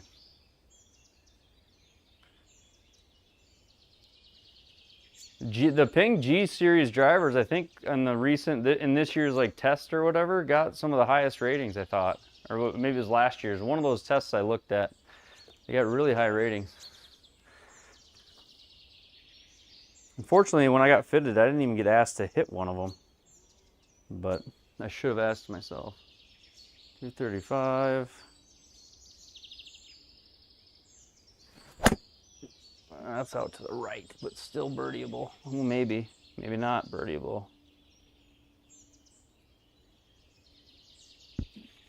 All right, we're going to have to fight for it, Mikey. Can't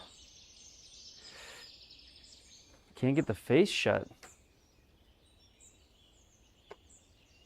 Getting stuck behind it. Okay. Which is that's usually something I normally struggle with when I'm off.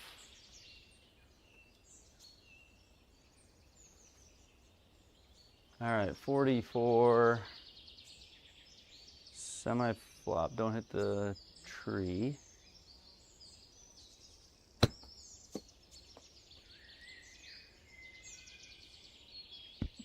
Not gonna happen. Golly, I thought I hit that harder than that. Okay, par would be good now, Mikey.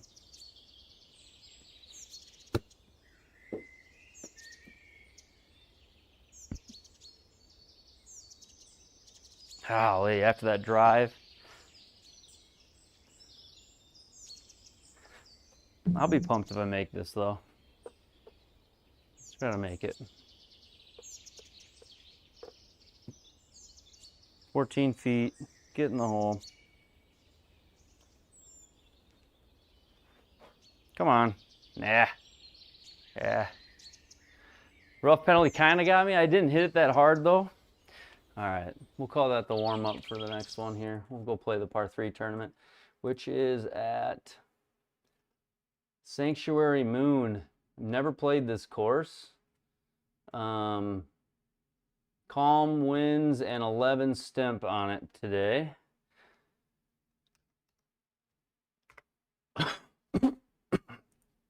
Excuse me. Sanctuary Moon, has anybody played it yet?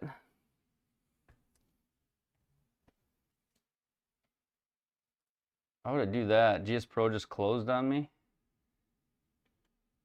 Oh, there's the chat. You're gonna love it. GSPro closed while trying to load Sanctuary Moon, so I gotta load it up again. All right, have a good night, Mikey. Thank you for stopping by.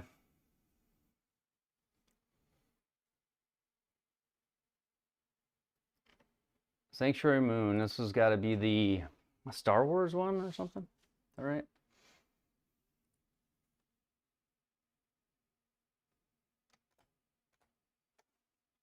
Star Wars course.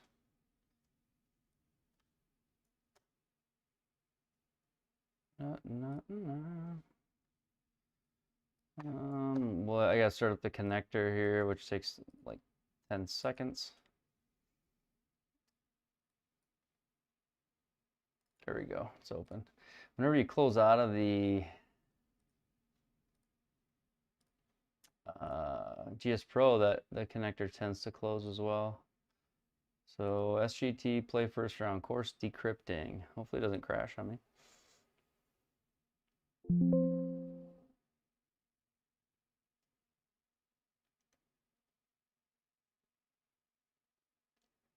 Nah, we're gonna focus here, Ben. I call you Ben. I wish I knew how to say your last name. I need to look up a pronunciation. I feel stupid trying. Or your first name, I mean. Put it on your growing list of courses to play? Yeah, for sure. All right, let's see here.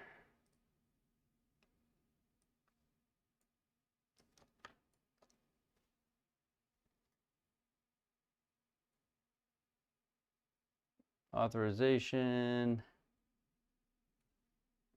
I wonder if that's why I did it. Ben is fine. Benoit. Benoit, the Duke. The Duke, yeah. Give me the phonetic of your first name.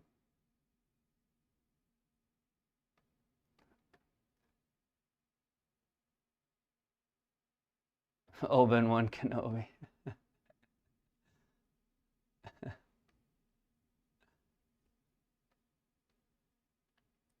French.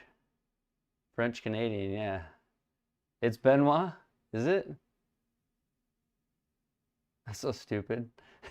That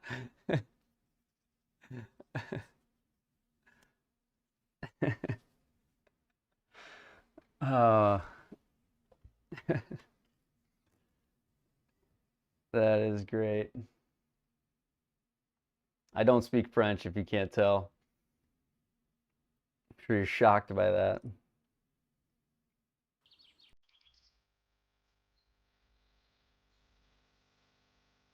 Like Bobby Boucher. You're Bobby's brother, Steve Boucher. All right, we're gonna have to turn the sound off. I won't be able to have it on. Boucher. Is this Canadian as well? French?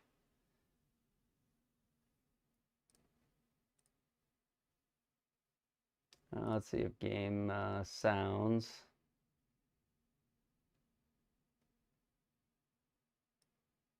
So what if I go?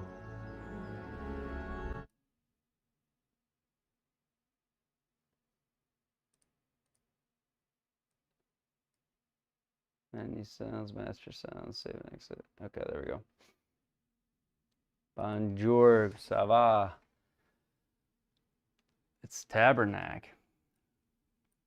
We all are you guys all? Is this mostly Canadian? The chat is, isn't it? We got at least 5 Canadians in here, I think.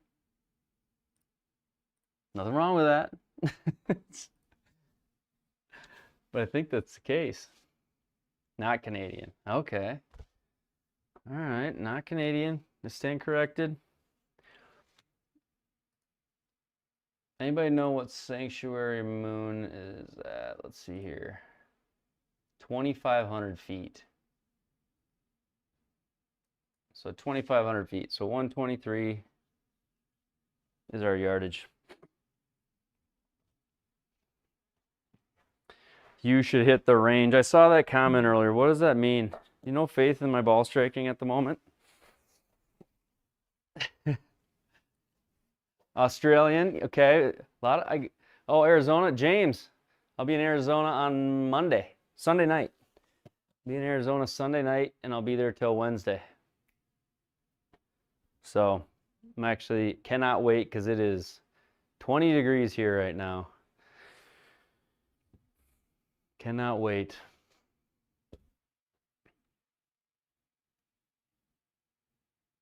$50, oh, right on.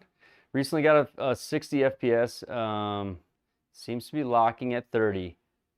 No, it's so the 30 to 60 FPS, there's a couple of things that, I mean, it could be a number of things, but for one, in your configuration file, you're going to need to figure out what resolution you get 60 frames at.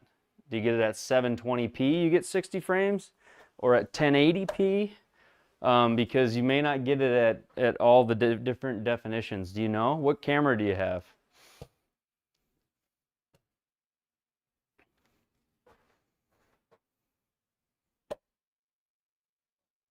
$123 at elevation. We can hit gap wedge.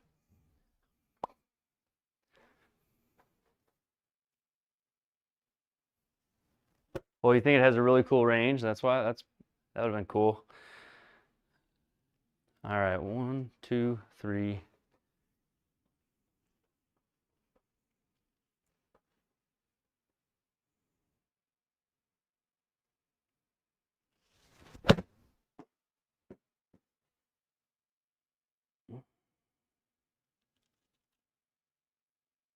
Spin back a little. It wasn't bad. I needed to be a little closer. How's the color? Can you guys see it well? Or should I adjust the color on this course?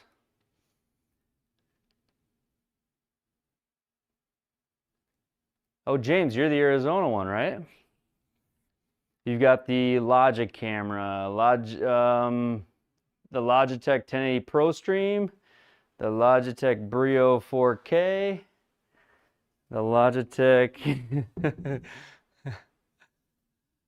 There's a few different models of that one, possibly. I'm guessing it's a 720p 60 frame per second. Tucson, I'm gonna be in the Phoenix area. C922. Okay, let's see here.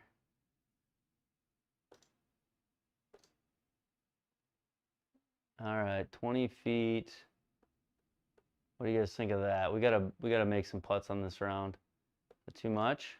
Right there? Okay. Tucson area. Well, if you can get onto a nice golf course, I'll meet you down there. 20 feet.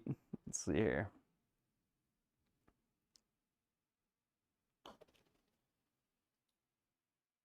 Come on, go a little, go a little, go a little. Oh! We need to make birdies. We are going to play golf. We are going to play golf. I'm excited, bringing the clubs. If they update the R50 before I go down, I'm going to bring that. No, so to change your resolution, Mike and Mandy, both of you, you're going to have to go into the config file. I have on my channel a 60 FPS video. You should check it out. It talks about like 2 or 3 different things. It's really old. It's like one of my first videos. It's not super well made, but it addresses like 4 or 5 different things that it could be, and it might get you on the right track. And if you still have trouble, email me or message me, and I'll help you out. Let's see here. I'm checking one thing. I want to see if you know the golf courses we're playing. So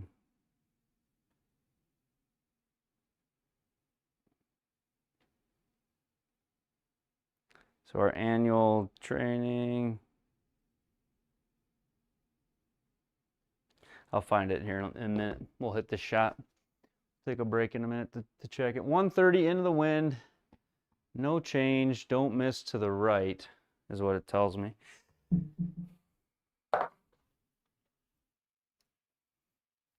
American working in Australia. I would love to come to Australia. It's just, it seems like halfway around the world.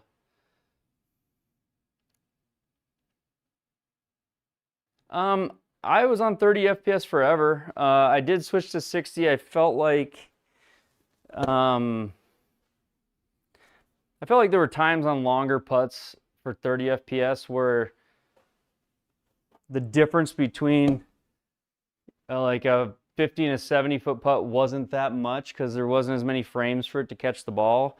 And so I went to 60, but I never had any real issue at 30. But I do think the logic behind 60 being a little bit better, a little bit more accurate, is probably good logic. So if you can switch, I don't think it hurts to do it. I mean, I did it. I did switch back to it. 130.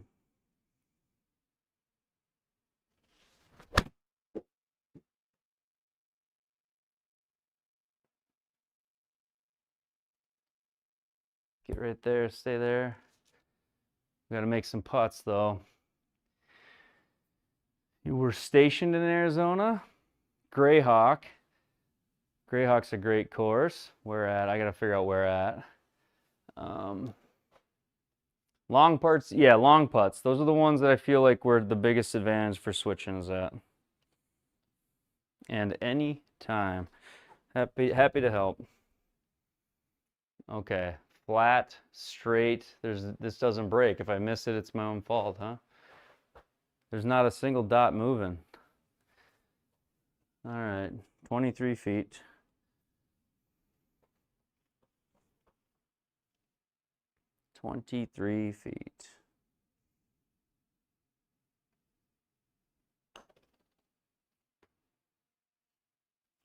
Oh man. So I pushed it 0.8, it says. I missed the cup in my room to the right, and I missed that cup to the right. Bummer. Just ordered your extension, give it another try. Logitech Extreme Cam Plus. Yep. Scottsdale, Phoenix. That's where you're at? That's where you're from?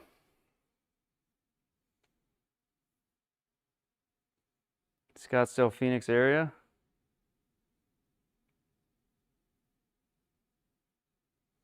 Let's see here. Have a chance to stop by Sunridge Canyon. What is Sunridge Canyon?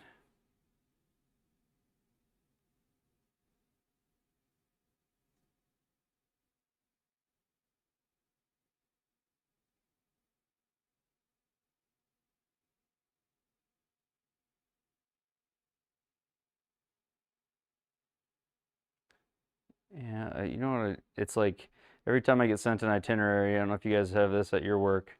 It might be Teams, it might be in the group text, or it might be in the email, but you never know which one it actually is in. I was trying to find the itinerary easily, and I can't find it, so it has the golf course on there if I could find it.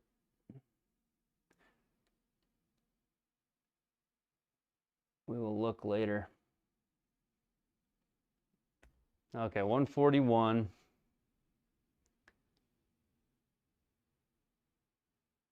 Beaver Creek, Zachary, Louisiana. Every course in Phoenix is super nice, yeah. Been a slice tonight. Yeah. All right, 141. Here we go.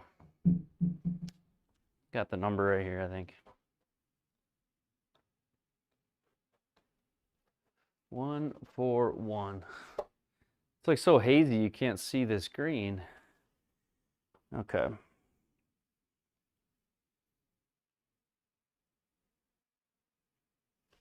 I think that could be pretty good. Go a little. Stay there. That's not bad. Now we got to make a putt. 16 feet.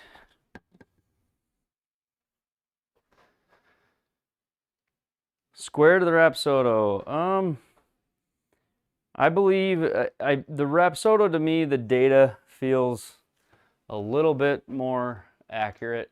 I think the square, for the value you're getting, I mean the price of it, simplicity to set it up, having putting in it, no cost to play GSPro on top of the, you gotta pay GSPro membership.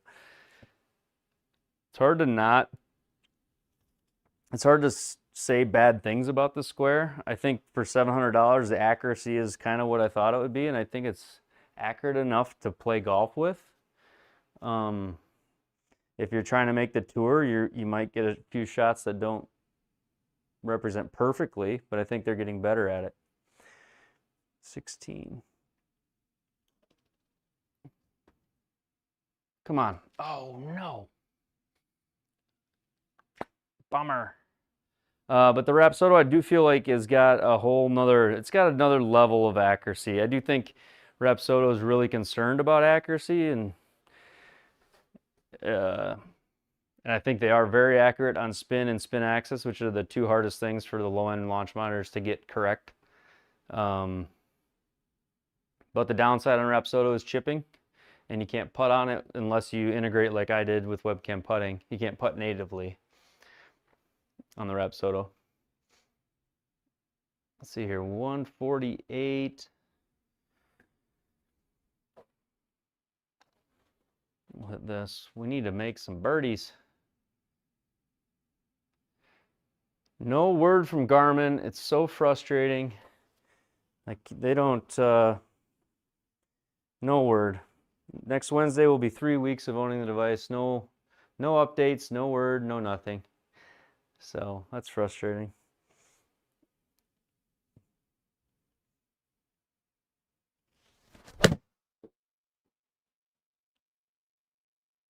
Oh, that was in the hole. That was a hole in one that it didn't read.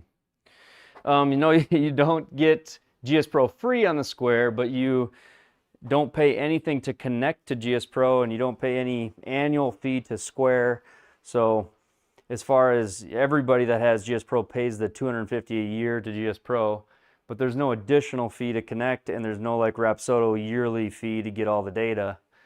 So your yearly cost with Square will be lower, $200 lower than the Rapsodo, unless you unlock it.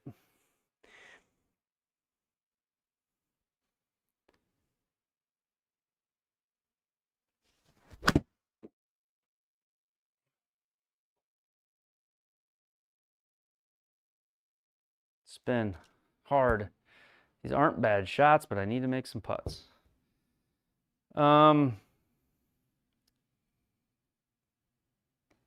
Well, if they don't do anything black cloud inside of my 30-day hassle-free, I'm sending it back.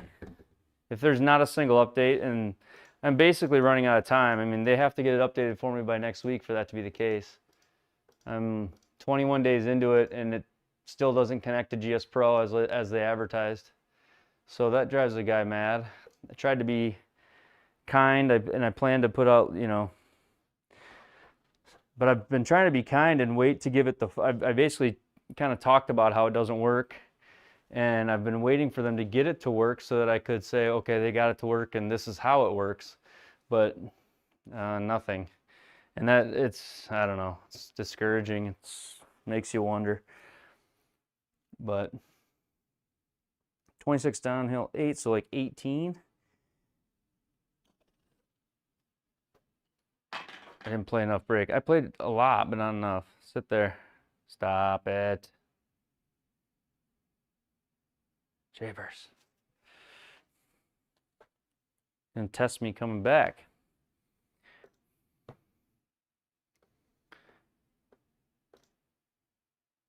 Home Tee Hero would allow more local course practice. So Home Tee Hero, you get like every course. It is pretty cool. But they aren't, they're pretty flat designed. I mean, there's not much to them.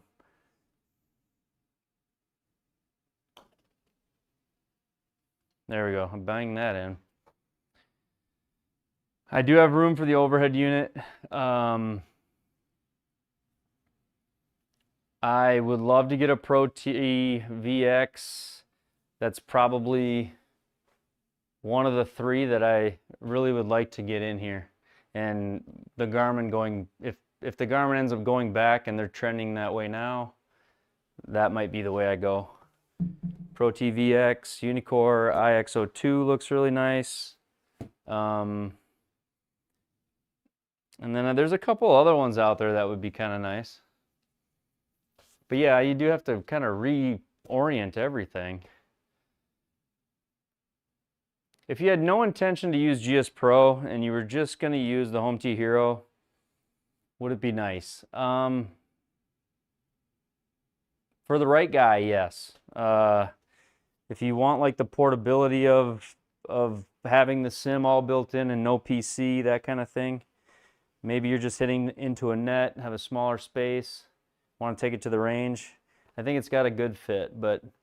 And I think it could additionally be good for GSPro, and it shouldn't be that difficult for their software engineers to figure out. I mean, GSPro connects to how many launch monitors? Why is this so hard? I know the GSPro team has worked their butts off to get this to work. Like, you have to send in 5 data points. You don't, it's all, I mean, there's been a group of guys that have bootlegged the connector for the Springbok, like Springbok. He made the connector for GSPro that works with, what, 10 different launch monitors, X-Putt and webcam putting, and Garmin can't get 6 data points sent in. I hate to get this negative on them, but I mean, come on. Like, It's still being advertised. If you look, use it with GSPro, use it with E6. E6 is not even on the device. Like, it's not even on the screen. You can't click E6 on the Garmin. And then GSPro does not work. I have faith it will, but I don't know, a month after launch when everybody's lost their return window and you can't even use it, you should at least be able to demo the feature they sell you that it has. So that's, you can sense my frustration with it. 40 feet. That's it. Ah, that wasn't terrible. I thought it would come out of the rough a little bit worse.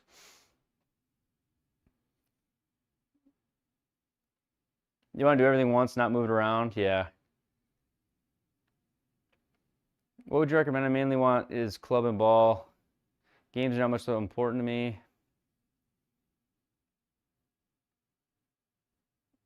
I mean,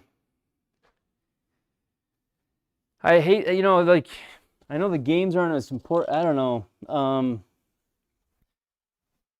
Feels like everybody I talk to that gets into a launch monitor, you know, they want something simple and then they don't, you know. I mean, it's not long after where it's like, I wish it did a little bit more. I mean, club and ball data, like a GC3, well, GC3 unlocked is pretty expensive. How much room do you have? And how serious a golfer are you? I don't... Probably a GC3 unlocked, but but again, aren't you at like $7,000 for that? I don't know what a GC3 unlocked is anymore. When I say unlocked, I mean club data.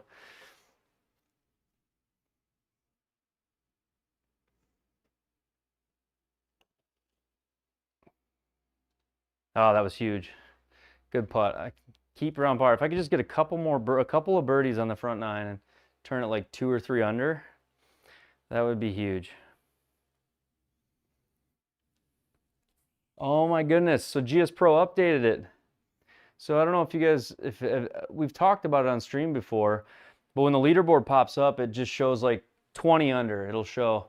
And that guy, obviously, that leaderboard shows people that have finished both days of the tournament. When you're in round one, it's like, man, I'm way off pace.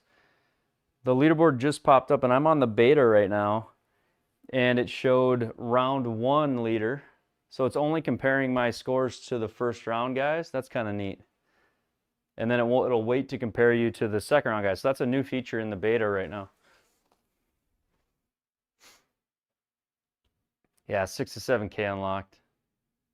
Don't have the space for monitor behind me. Maybe 6 front, 6 behind.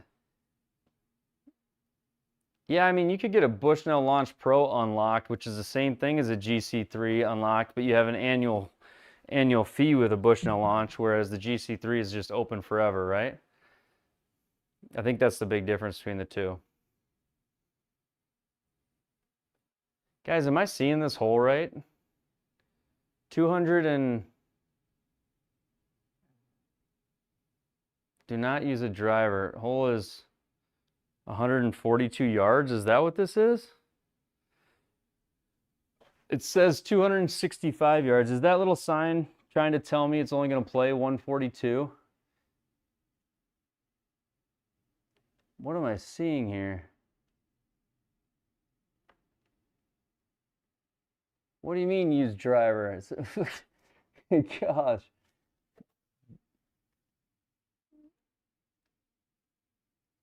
Where's the hole? I do not get this at all. I should have played a practice round or something, or what? Anybody played this and know what's going on here? I'm gonna go there. That's the hole there. Trust the force bend. Use the driver.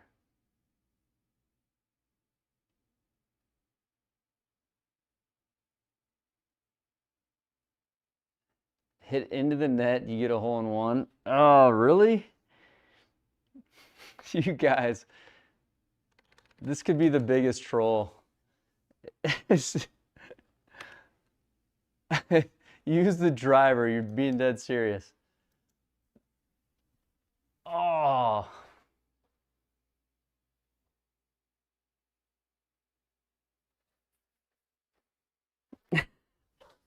All right, dumbest guy on the internet here.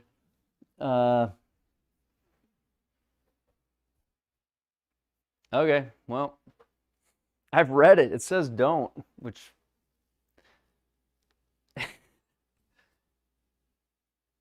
whatever.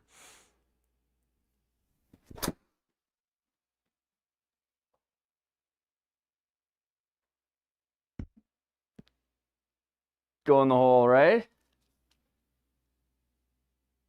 What is this shenanigans?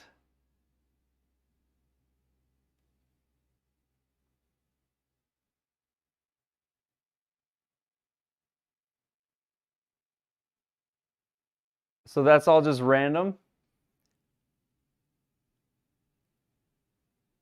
Right on. Okay. Whew. I don't know what in the world's happening there. Driver, you must hit. Trust commandments. Oh my gosh. I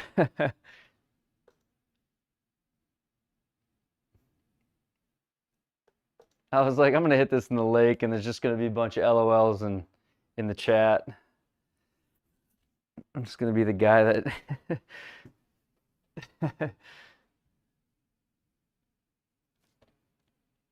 All right, we'll go. I can't see where it's aiming. That's weird. Just gotta trust the force here as well.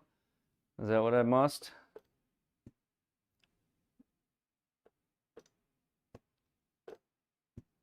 All right, 25, 26 uphill 4. I need a putt to go in.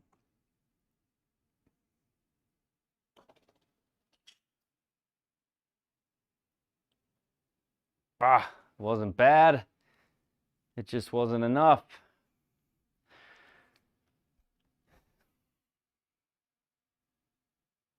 All right, we're on 7. 146 down 6, 140. Wind at my back. Oh, what's happening? Red lights. 146. Yeah, this is the right one.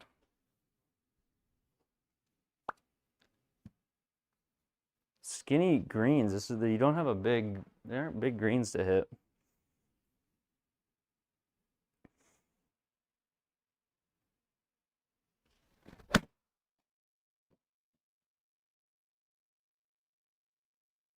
Felt really good. I just don't. Come on, stay there. You talking down on the floor? Is that what you mean?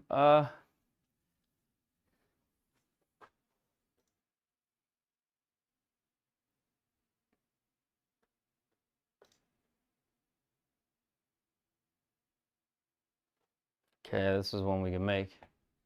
The floor animations, or the data on my floor, if that's what you mean, is all floor projection. You can get it set up in your sim just with an extra, if you got an extra projector or something, or if you look online for a cheap one. Oh, animations next to the hole. You know, somebody asked me that last night, so after I make this, I'm going to quick show you. Much to learn. Golly, it's turned into... all right, downhill 1 inch, 19 feet.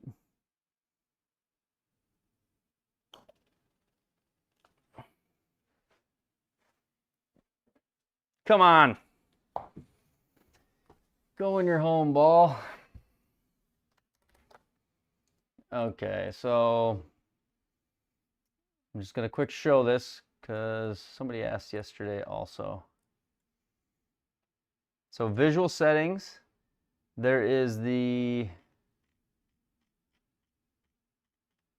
I'm pretty sure it's this, maybe it's camera options. Camera options, whole intro fly to animation, green to T animation. So I think it's these two. I think it's the combination, I think. Don't do this one because it'll give you like a full hole, like fly over the entire hole, every hole, which takes forever. But these are the two. So visual settings, camera options, these are the two that I have on that do that after each hole.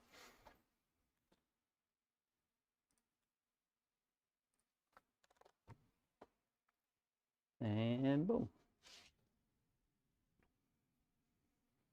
Nothing wants to go in.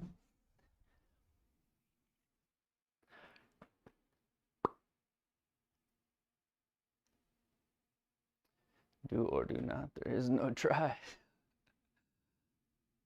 Man. See, CH, do you wait in line at the theaters? Yeah, when these come out? How many days ahead of time are you there?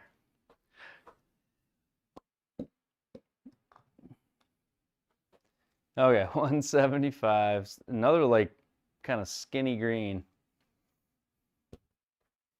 It does, doesn't it? The delay, it's totally different. Kind of catches you off guard. Makes me look back for a no read sometimes.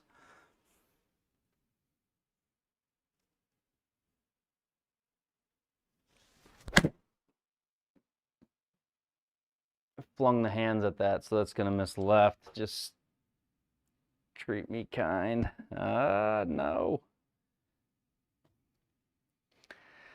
Okay, hopefully I can get over this lip, huh? Think so.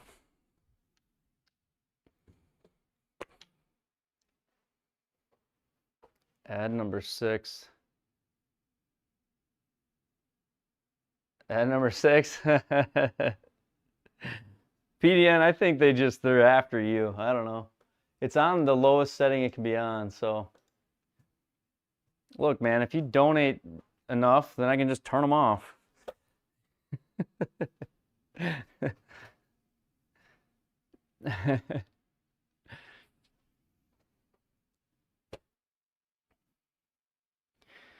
All right. But no, they don't pay you. You get like nothing. Maybe you gotta have a lot of people watching to get paid money that means from the ads. Money that means anything.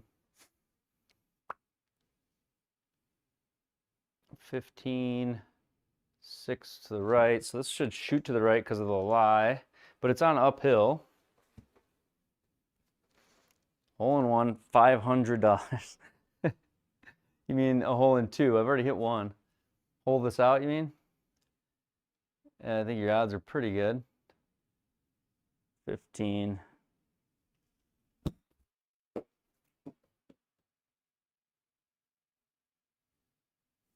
Come on, MLM. Oh, hole in 1 anytime during the round. That'd be sweet. Haven't had one yet on the sim.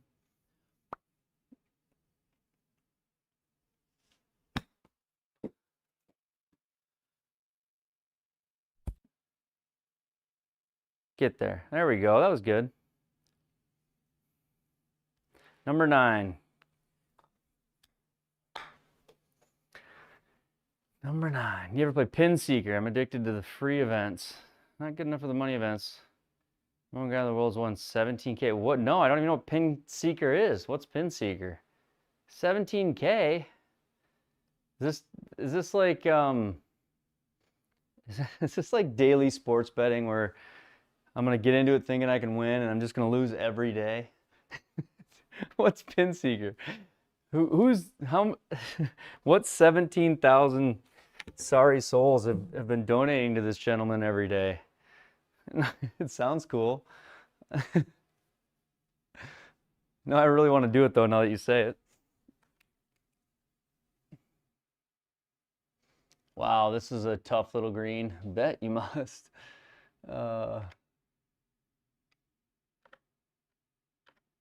Strange you didn't offer me that 500 before the force hole, you know? This looks like a nightmare if you miss it. This does not look like the green you want to miss. Okay.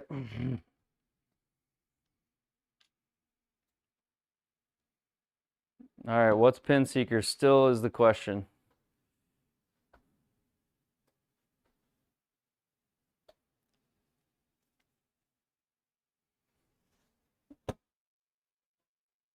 All right. I'm like nervous about this shot. This thing seems like total danger.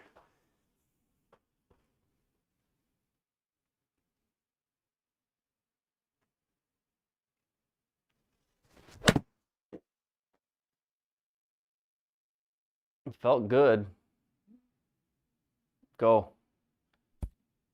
That wasn't a terrible miss. Okay. I just feel like the whole thing could drop off.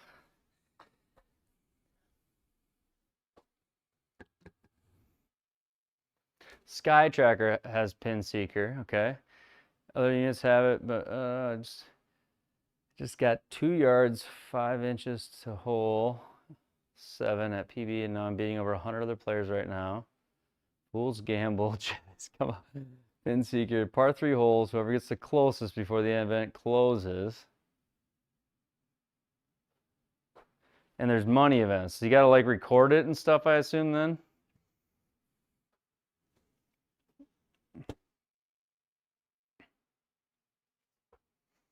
All right, nine yards. This is the MLM2 Pro chipping. Hopefully we can get a good one here.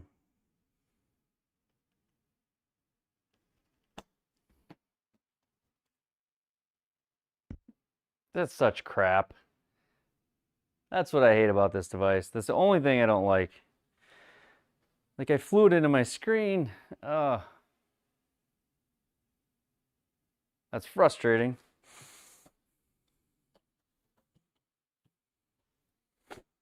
So where do you put in money then?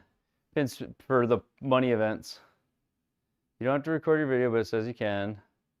Free swag events. There's hole in ones anybody can play for money. My fear would be if you can play for money. My fear would be that, just like in all video games, somebody would just make an aimbot and have the computer hit it in the hole for them. You know, it's not that difficult. 12'8". Come on, go in. Yes. Yes. I did not want to make a bogey. That's awesome.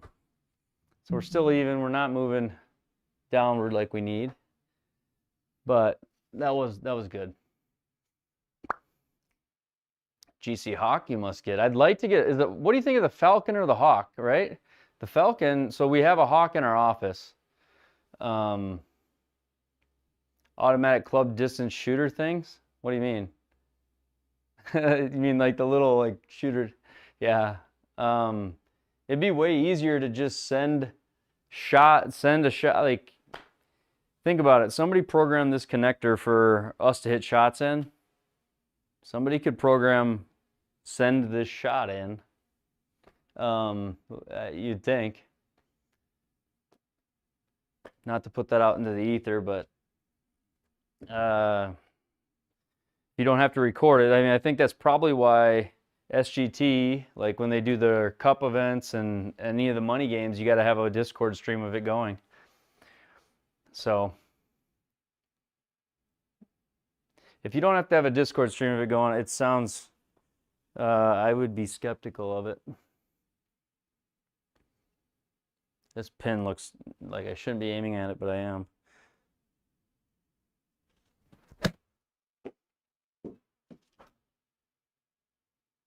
Why does it always do that when it feels good? Darn it. Okay. Do it again.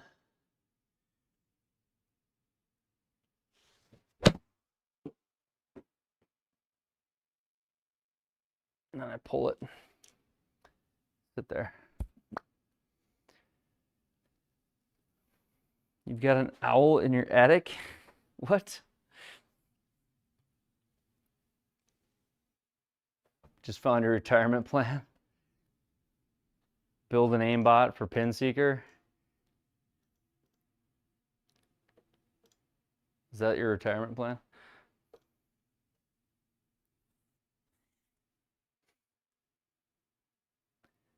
All right, 46 downhill, 1'4", so that's downhill 16 inches, so we'll take 16 off of the distance. So we're down to 30 feet. So play this like a 30-footer.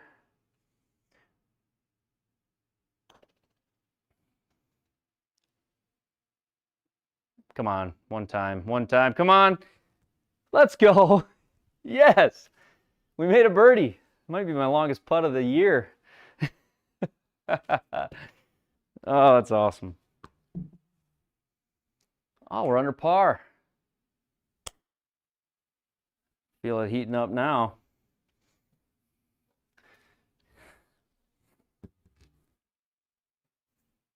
That was an awesome putt. Thank you, Brian.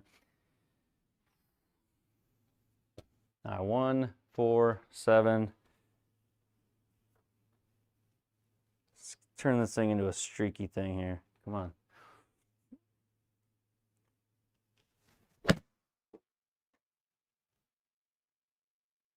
That felt really good. Come on, just be good for once. Stay there.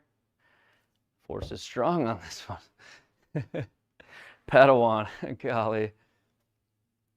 No, we aren't getting snow yet, but I've heard they are in the mountains like crazy. We aren't getting snow yet, but it is cold enough to snow.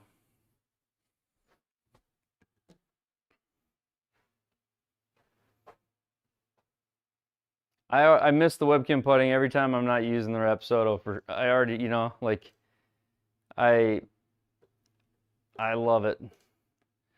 I've gotten so used to it, and I feel like it's so accurate. 20 feet.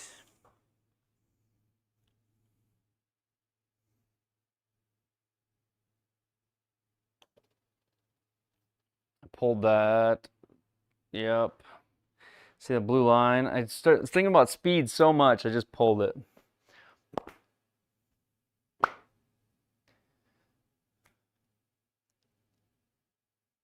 Started today in Quebec, yeah. I had a chance there. Didn't take advantage of it. 160 down 8, so 158 into the wind, 160 again.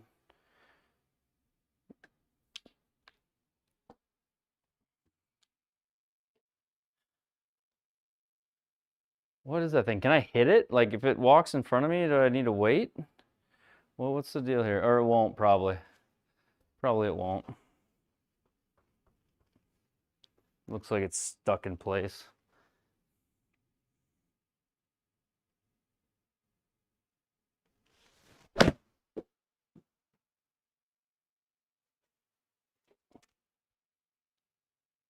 You dirty dog. Webcam putting versus square. You don't get the visual you get with webcam putting when you're using the square, which is one of the big things I love about the webcam putting. But the square putting, I think, feels the key to me for putting is like, does it feel the same time? Does it feel like the same speed or consistency every time you hit a putt? So, you know, does it consistently give you a good reading? I would say the square does. I think one of the nights I just didn't have very good touch or very good feel. But as I start, if I were to putt with the square as long as I've webcam putt, I think it's a good device for putting. I don't have any reservations on the square for putting. I think my only kind of guess or, you know, worry on the square. Let's hit this in first. Go in. My only worry, that's not gonna go at all. Oh, I got the wrong club. Go, go, go, go, go, go, go. Ah, meant to hit an 8-iron, I hit a 9-iron. Got the wrong club. I thought I hit it well. My only reservation on the square would be like side spin numbers. I've seen some testing. Joe Legowski's got just some awesome videos on the square. I actually was talking to him like, dude, your videos on the square were so good that I don't even feel like reviewing it. In the same way, I might talk about it, but just like you've done such a good job. But the side spin numbers are a little off, but I think what's encouraging about squares, they seem to put out like an update like every week. So they're trying to improve it all the time.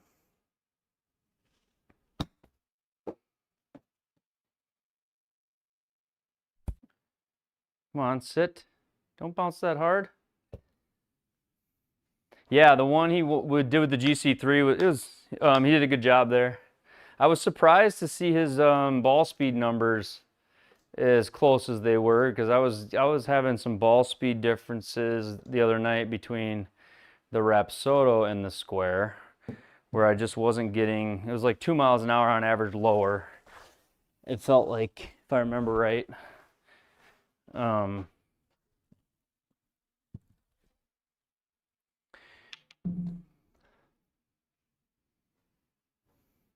Yeah, so and were you in when we had the Square and the Rapsodo hooked up last night, Black Cloud? For me, I was getting a couple mile an hour slower with the driver, and there was no, I mean, I did it live, so you guys all saw it. So I was surprised to see that his numbers were the same.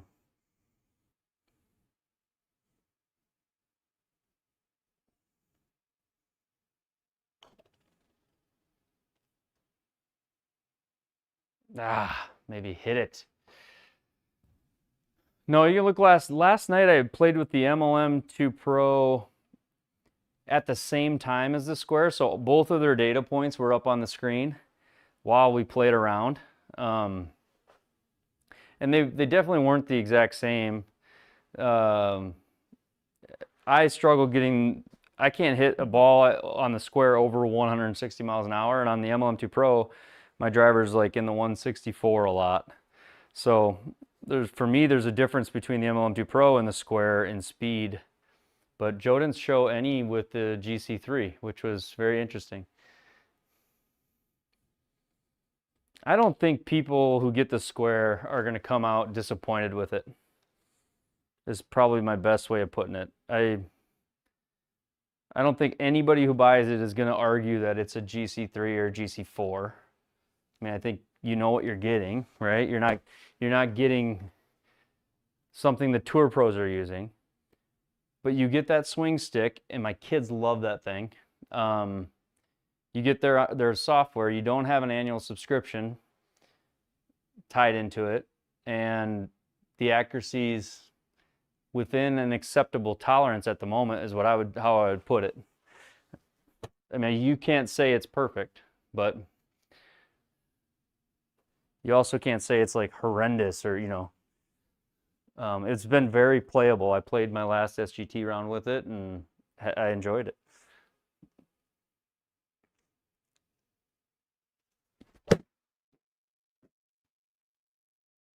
It's got to go, I think, a little bit. It stayed out. Did it go in? Just says rough. Right on the edge. We have on the. All right, we'll see you. See you, Andrew. Have a good night.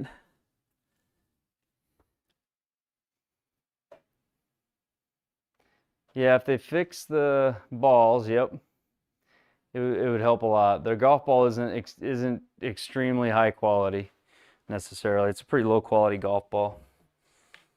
The Square golf ball is.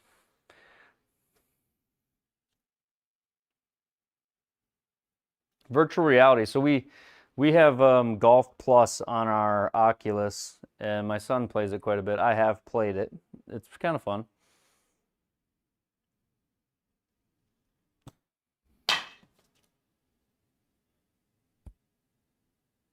Get in there. That was pretty good. But like I hit that, I feel like I hit that same shot in that one hole, and it went like 15 yards.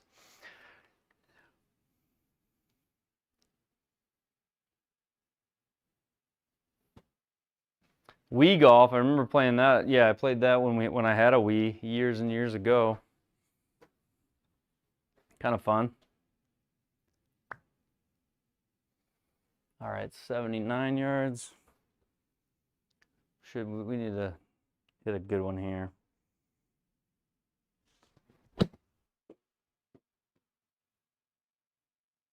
That could be good. Go a little. Yeah.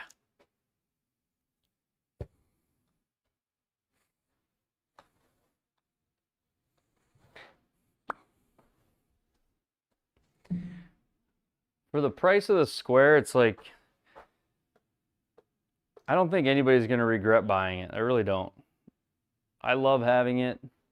I don't know that it'll be my everyday use launch monitor or not.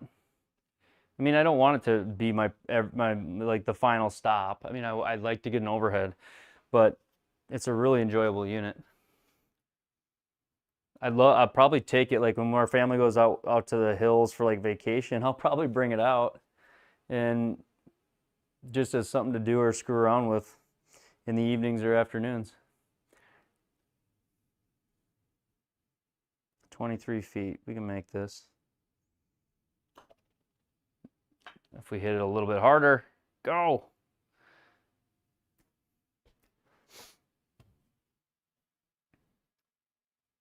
I've got like your standard, what would it be? 1/4/8, decline to the floor drain. So it slopes up slightly, PDN, but not a lot, not a lot.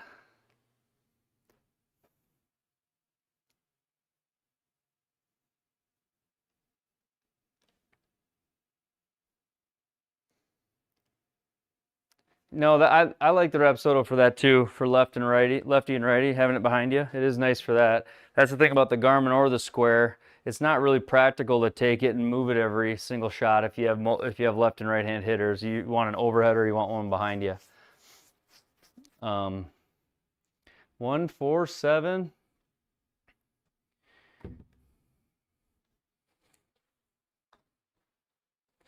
For $500. 147.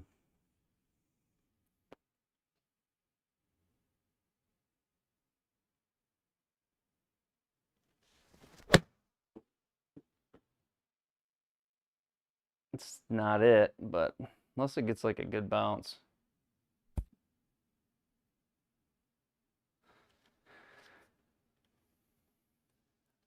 The Wii bowling, yeah. Just sit there on the couch, throwing strikes. Good old Wii bowling. I wonder if anybody's still getting Wii Fit, you know, like getting on their Wii scale and burning the Wii calories with their Wii Fit. Is that still a thing? Is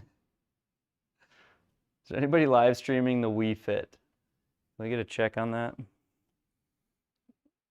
All right, 32 feet uphill 6, 40 feet. Oh, sit.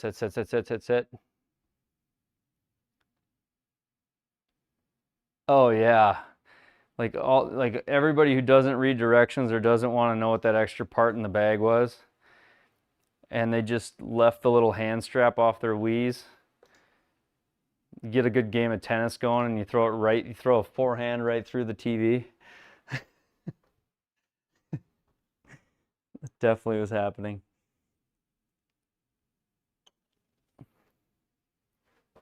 There we go. I gotta hit it closer. If I could just hit it closer, these 10-footers aren't terrible.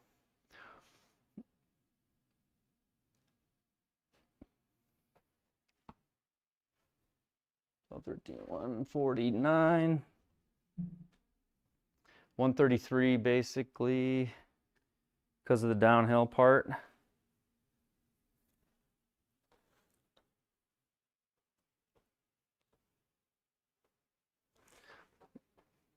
Can you hit that thing? What's that thing called?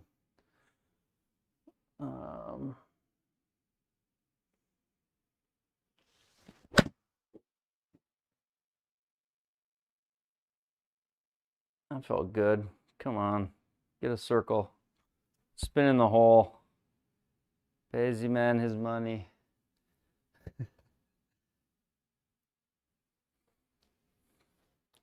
Well, 2 more chances, PDN, I guess. 2 more. We're down to 2 chances.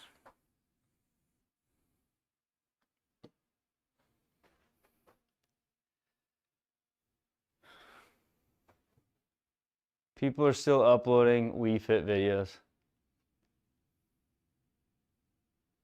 That's awesome. I think that's gonna be my second channel.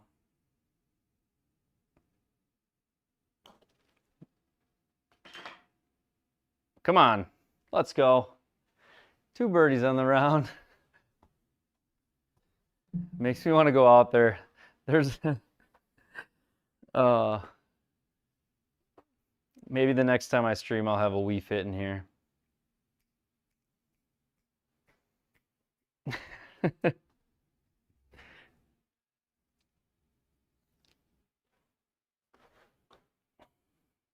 Surprised that it still turns on and is like supported. 116.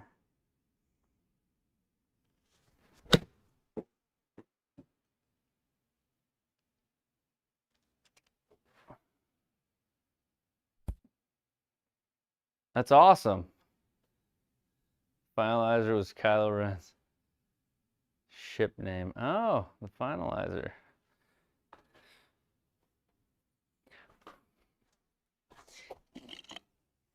Stuff I didn't know. I don't know the Star Wars stuff very well at all, to be honest. If you're a huge Star Wars fan, I would be a giant letdown. I have not seen all of the films.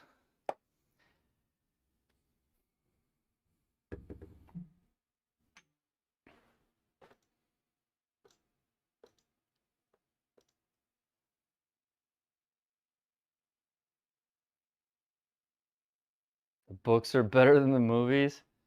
I always feel like I feel like someone's trolling you when they say that. Is that really ever the case? I use a Samsung Galaxy S9 or no, Tab S6 Lite. It's in my description. You cannot play any of the Rapsodo stuff on it since the update. You can't play any of it in anything better than like low definition though.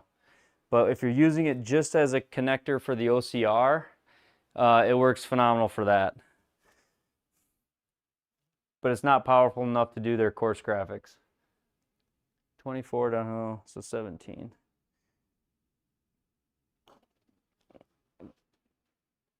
That thing, just get in the circle, I'll be happy. There we go. That took the weirdest line. I am a Happy Gilmore guy. I let my son watch Happy Gilmore last year. And he's 10, and my wife didn't think that was appropriate. We watched Happy Gilmore, and so then I was like, the next one, because he loves golf. So the next movie, I was like, well, you got to see Tin Cup. Yeah, but he maybe wasn't ready for that one. But it's a classic. I mean, I don't know. I don't feel bad. He can handle it. You're gonna die, clown. Yeah. Tin Cup, I let him watch. Yeah, I let him watch Caddyshack too. But Tin Cup, the part in Tin Cup that I like didn't remember. I mean, obviously I knew there's swearing and there's sex scenes, all that stuff. But I remember him being like totally graphic. But I forgot that he's in Hawk to the stripper who owns the strip club. So you get into like the start of the movie, and next thing you know, they're in a strip club. You're watching the strip club scene with your 10-year-old boy. I was like, that's not the part of the movie I wanted you to see, dude. But he was fine. He'll be fine. He'll be fine. 132. All right.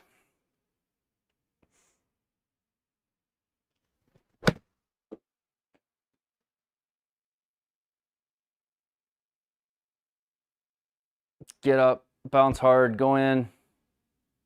Oh. Spaceballs is a great movie. See, now you're falling down my line of movies. Yep. Waterboy, Old School. I don't know. I like a good comedy. They don't make them anymore though.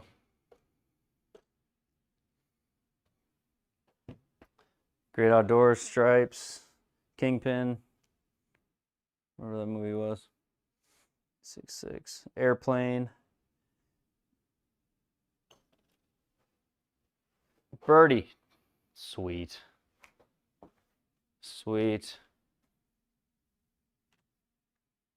2 under.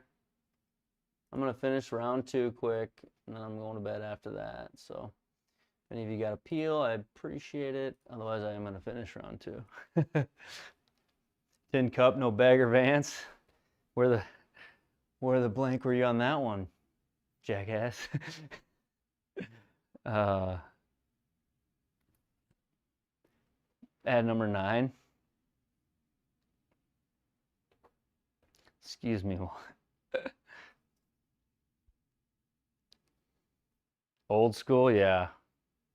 Old school movies. They don't make them. They don't make good comedies anymore, though. It's like you're not allowed to. Tropic Thunder. I know you can get canceled for that movie, but that movie is hilarious. I don't care who you are.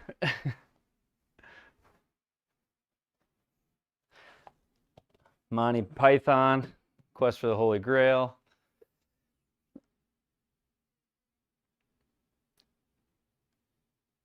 Bonne nuit, tout le monde. Is that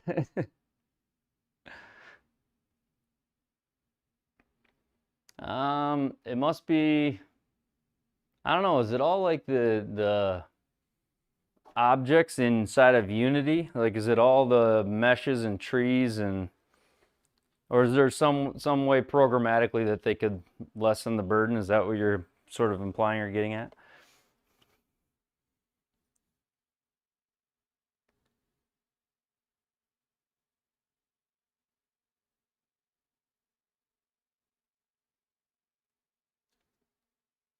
Wait, is it New Year's? What do you mean?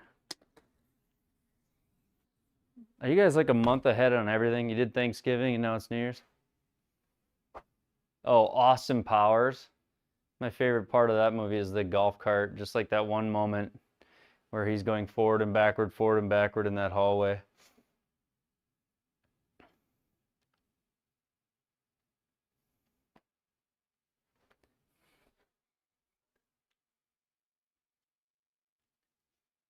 All right, all right. So we're breezy this time.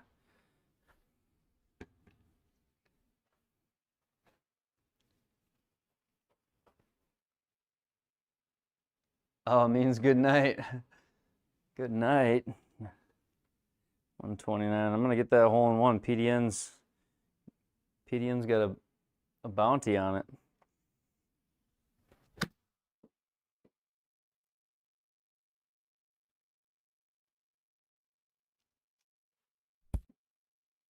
Get there.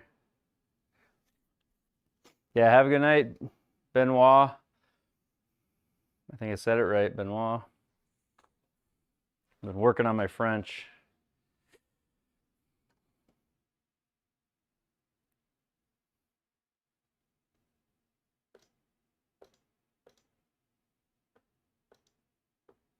How bad does this come off the edge? Whoa, what are these dudes doing? Okay, I didn't notice them last time. 18, 16. Break back. Come on. Okay.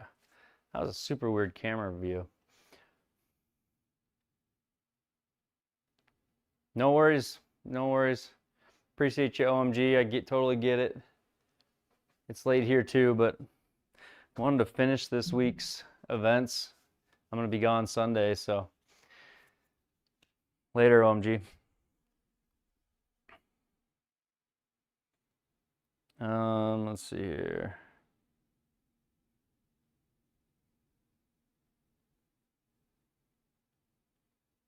Okay, so are my Phoenix people still in the chat? Here it is. We're going to be going to the sports book at TPC Scottsdale, whatever that is. I guess there's a sports book there. And then we're golfing at, he didn't say the courses. It says 2 courses in Phoenix. I thought they were on there like an itinerary, but they're not. Thank you, OMG. Thank you. I will do that. It'll be so nice to be out of the Midwest for a warm couple of days. 133.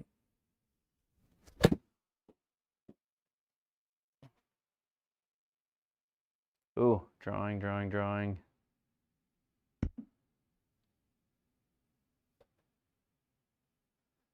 What's this little beaver doing over here? What's the beaver's significance? Oh, it's 16th Waste Management. We're going to the sports book at TPC Scottsdale. I don't know if it'd be sweet if we were playing golf there. I don't know that we are. I'm not in control of the golf itinerary, but it would be cool. I used to go to TPC Scottsdale every year, probably like 2008 to 2013 I went. It's gotten way more rowdier. It was rowdy then, but it's even more now.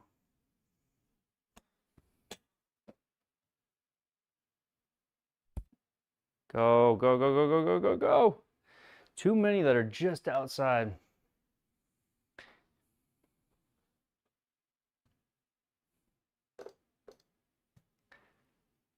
.5'11".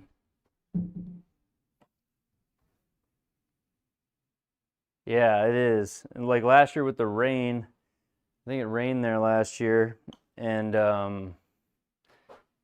everybody was like falling down, getting hurt. It looked really bad.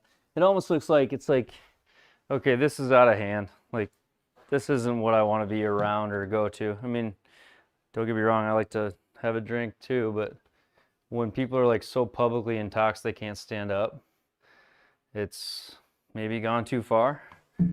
I think there were some pros talking about just like not having the motivation to go there anymore because of it, which is kind of sad, but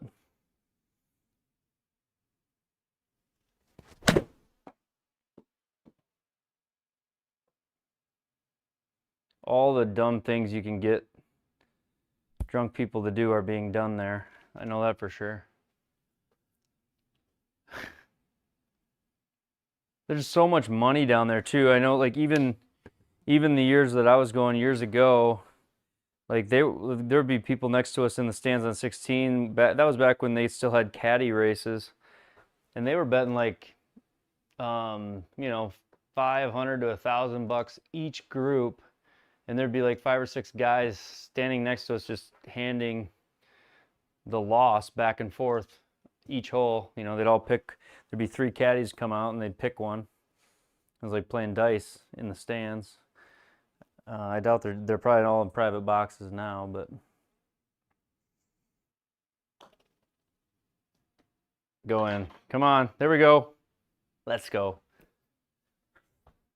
Let's go. One guy last year was pissing himself while standing up. Yeah, and I saw, the videos that I saw on social media were enough to be like, this is crazy.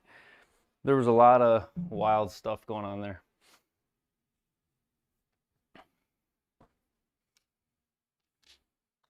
All right, so we are 3 under right now on the tournament. So you'll want it set to, 720 height, 1280 width in the config file. Do you know what I'm talking about when I say the config.ini file?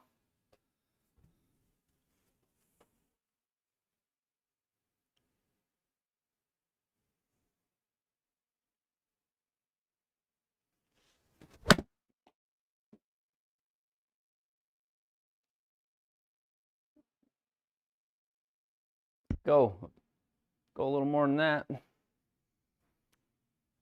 Mike and Mandy, I'm going to show you something really quick. This will take 2 seconds here to show. So when you open up that connector file, you've got this config.ini file in here. This one's got a height and width setting and an FPS setting. So those are important.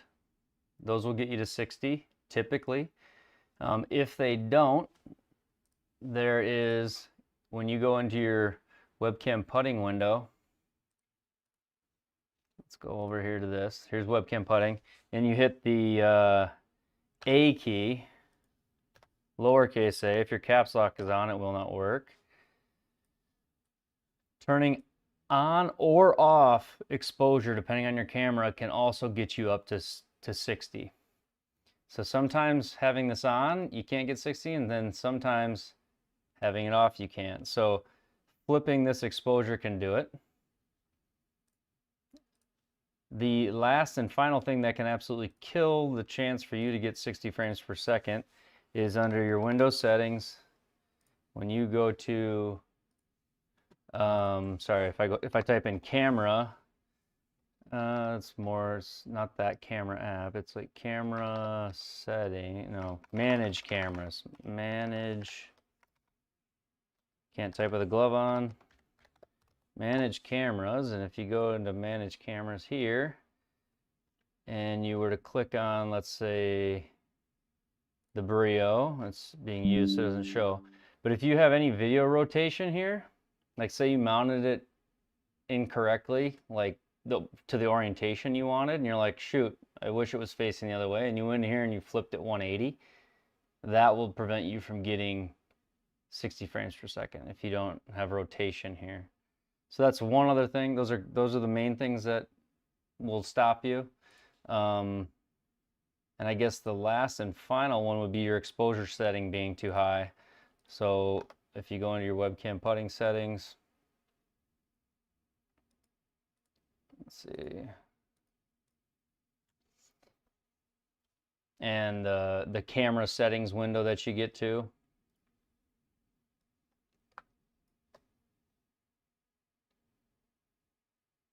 drag your exposure negative, which will make your picture darker, but drag it negative and see what it does to your replay cam not activated. There it is. So if I hit A, this setting here, this exposure setting, like if I were to drag my exposure up from 6 to 5, you're going to see my frames, if you can see them, they're dropping from 60 down to 40, 42, 41, 39, and they'll just continue to drop to 30, 38. And let's say I have exposure at -4, and now I'm really going to drop. So in order to let that much light in, the frames have to go slower to leave the aperture open longer. So if you lower the exposure setting, which makes it darker, mine has to be at 6. Anything above 6, I can't get 60 frames. You'll see it start to pop up for 60 frames. So those are the main things that, the obvious ones. The other thing with Logitech, if you haven't installed G-Hub, Logitech G-Hub, you can be limited and maybe not get 60 frames. So you should have G-Hub installed, which is their driver software. If you don't have it installed, it might be the reason you're not getting it.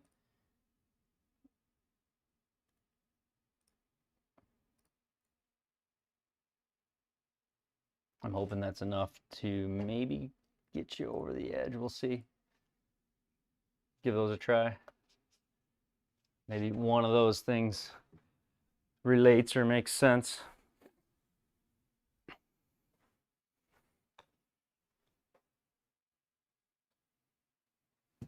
All right, 15.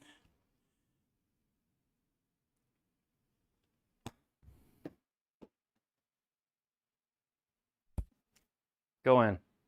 Oh, it just really checked up. I'll let you know. Man of my stream. I'll definitely be tagging you on the timeline, PDN. You know it. Of all the ones I've tried out, probably the Foresight GC Hawk. We have it in our office. I helped put that in our office, and it's an overhead unit. It's really quick, really accurate. It has a giant hit zone, right and left-handed. It's just such an easy device to use. Turn it on, it works, never misses. But yeah, it's 17K, so it's an easy one to be a favorite. Probably second to that would be my buddy that I golf with in like league nights has a GC quad. Those are also like a 13 or 14 grand unit. And then a friend of mine across town has a Unicore QED. You need balls for it, but that's a slick unit as well.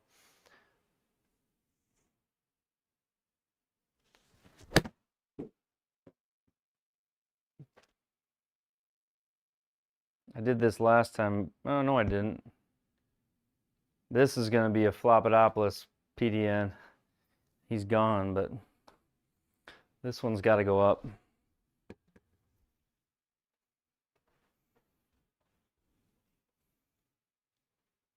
I don't know. What I really want is something that has the cameras mixed into it and gives me club and ball data and is, reliable. It doesn't have to be the #1 most accurate in the world. It can be off by a few hundred RPM or whatever else, but I want it to be like feature rich and just easy to use. 15.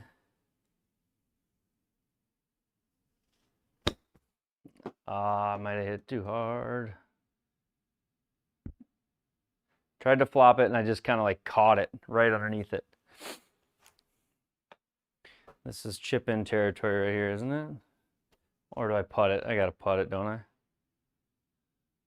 Downhill 6 inches. I'm gonna chip it into the bunker if I chip it.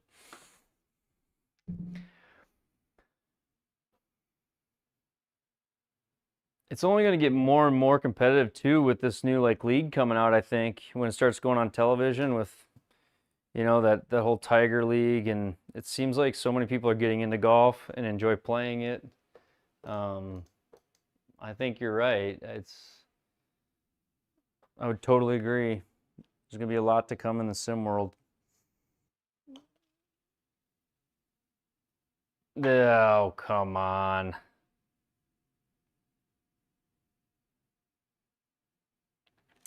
Well, that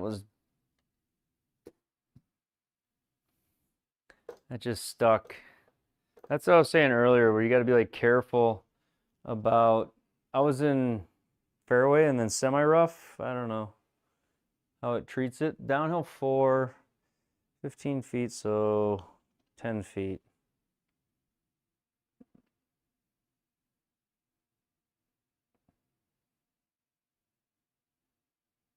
I don't feel like I got the right reads there. Come on, I gotta make this. This is turning into a really hard hole.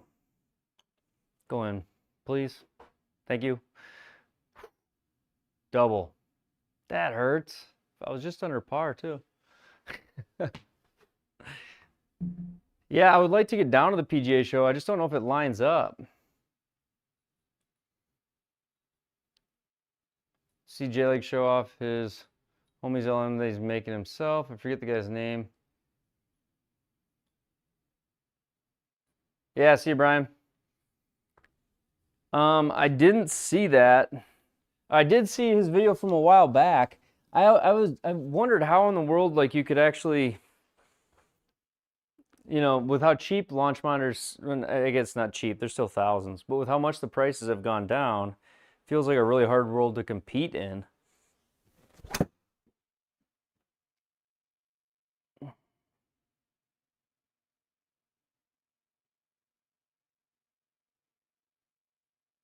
What in the world are we?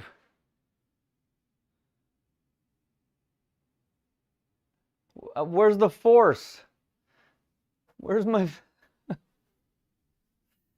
Oh no!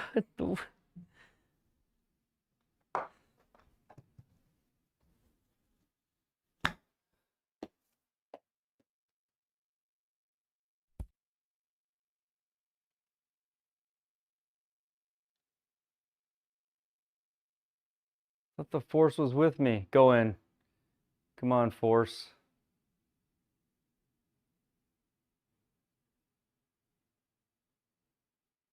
Oh, not a bad drop though. Not a bad drop. We might still walk out of here. Okay. I like swung 3/4 at that driver just because of thinking about the force. I didn't even really hit it hard. No! Yeah, GC Hawk 20K.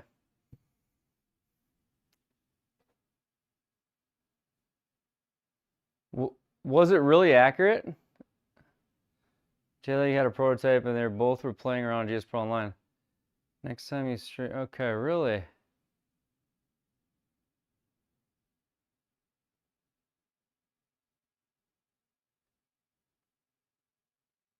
Look at the Falcon. Look at the Foresight Falcon.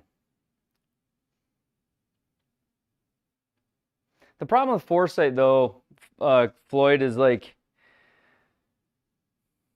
problem with Foresight is the subscription fees. That's really cool. I'll have to check that out, the whole launch monitor thing. I did not know that. I saw that video a while back. It feels like it's been a while since I've seen that video. Maybe like in the spring.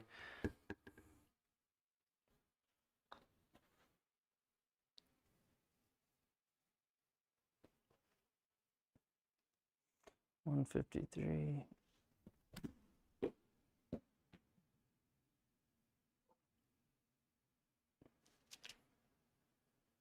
Sit. Come back. Come on. It's like sticky rough on the edges of these greens.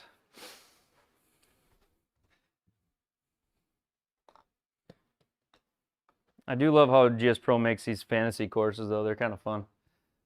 Just like a little different twist to it.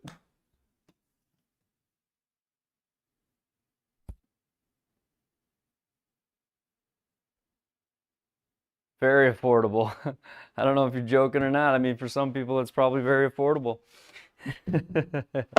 but it's the newer, more slimmer packaged version of the Hawk. I think it's supposed to give you like the same accuracy as kind of the industry standard, the GC Quad, in a smaller than the GC Hawk overhead package. I think.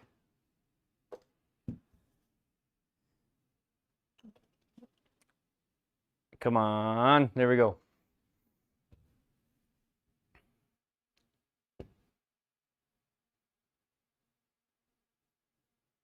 I don't know. I really like what I've seen with the Pro TV X lately. That's an affordable overhead unit.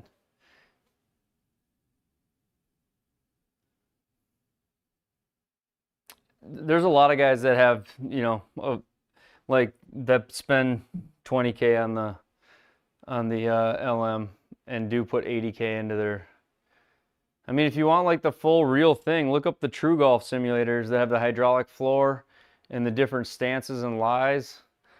I mean, those are the real deal, but I think they don't have a price online. It's just out, you have to get a quote. And I think they're about 75K for the whole setup. And the whole floor tilts, and it has like rough, sand, and fairway lies. Those make you seasick.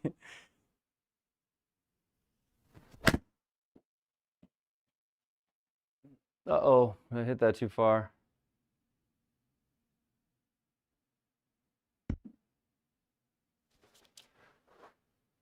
Came off so well. Been swinging like 70% the last few clubs, and that one I really ripped.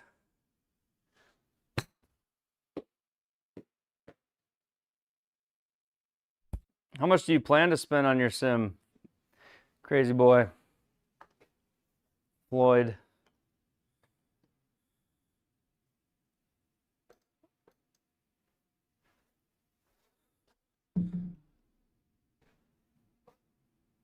Want a downhill I play real golf? Yeah. It's hard enough the way it is, isn't it? 10-foot one. Come on. Oh, putting has just been just off.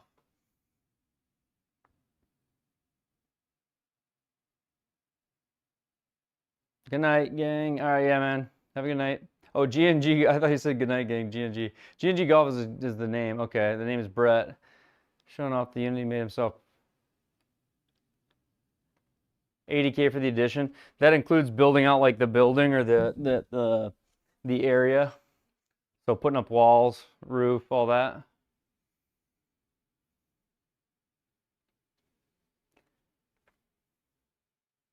I mean, it's not crazy to spend. I mean, I think the Falcon is a great unit.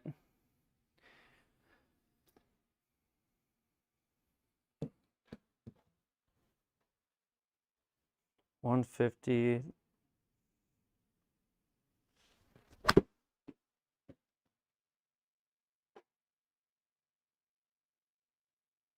Go a little. That's right where I was last time. Yeah.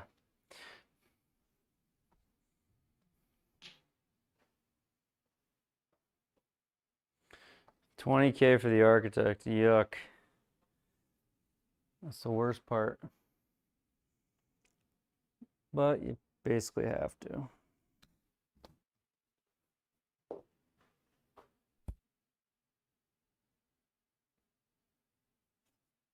I'll never tell you I love MLM2 Pro chipping though. I'll tell you that. 11 feet. Going. Hey!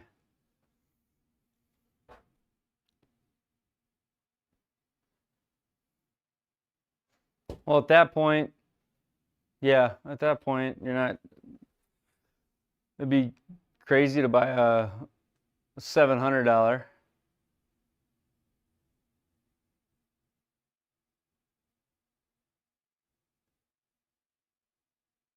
Yeah, this space worked really good for me. If I didn't, like, we've looked at moving, and everywhere when we look at moving to different places, I'm constantly like looking, does it have room for a sim? Does it have room for a sim? A lot of them don't in the house, and so if we move and it doesn't, I would put like a detached building or something, or you know, a she shed out in the back.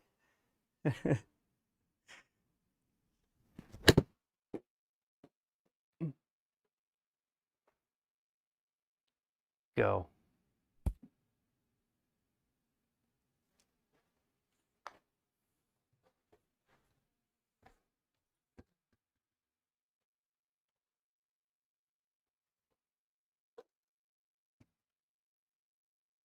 $27 feet uphill, foot two, so 40-footer. No.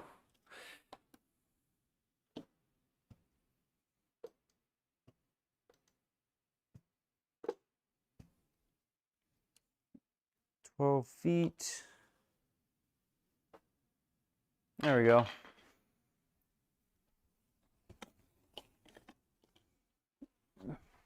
That's what you're doing for the next house. Yeah. Make sure their ceilings are at least 9.5.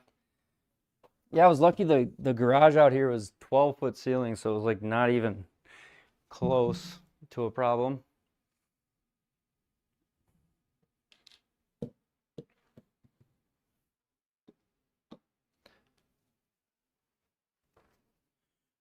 All right, 150.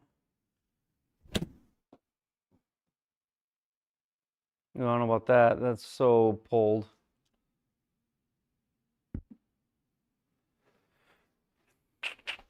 Felt like the wrong club. I don't know, that came out so flat. We're in just rough. 6 right, lie, down 23 yards.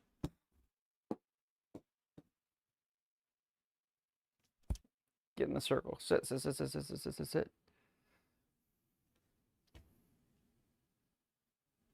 Yeah, it would be nice to just even have like 10, even have 10 feet. All my stuff is mounted about 10 feet. The bottom of them is, so 10.5 feet, I suppose, is what I would need to have it where it's at. Probably have a 1.5 foot I'm wasting up there.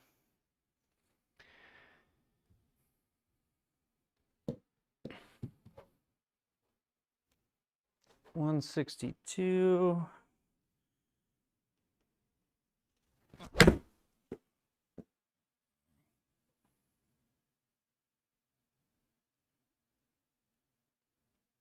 Sit, sit, sit, sit. Oh, that little bunker there.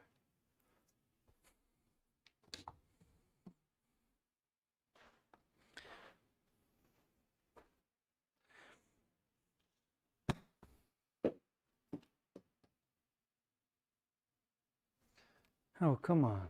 So you can't add an outbuilding? Yeah.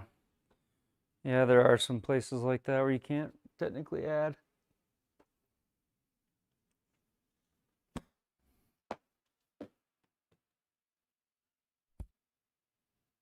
Get up there. There we go.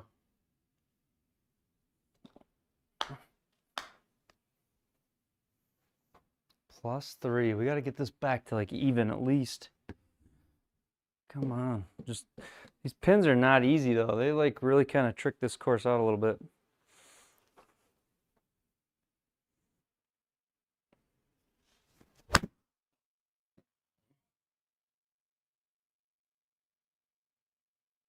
Go.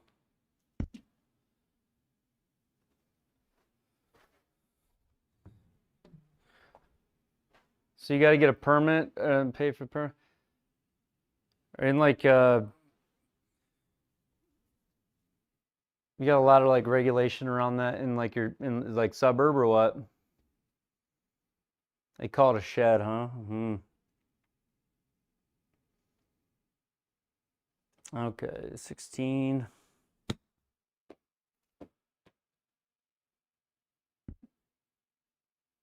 Get up there. Come on.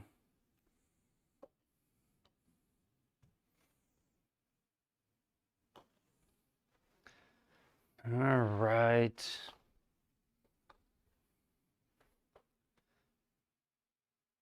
Way to make you pay more taxes. Yeah, you can pretty much do anything around our neighborhoods for the most part. Not really though, that's not true. But you can build, as far as sheds go, you can.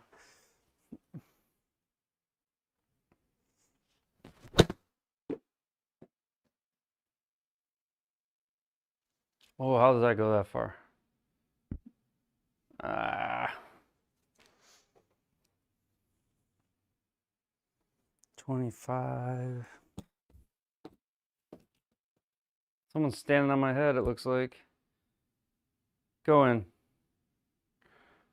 That was good. That worked out good. Gotta hit one closer than this. 151. Keep grabbing the wrong clubs too. 151. Oh, shnikes.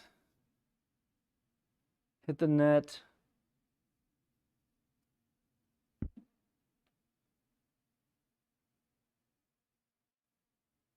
Woo. Wonder how it plays off of concrete. Concrete lie. 16.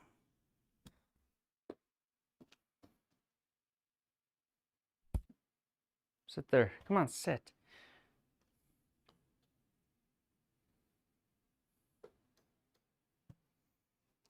$13 feet. Get in there. Downside is when you get a guy across the street, he's got a bunch of rusty tractors in the driveway. Yeah. There's an HOA around here that's banning those like permanent outdoor lights.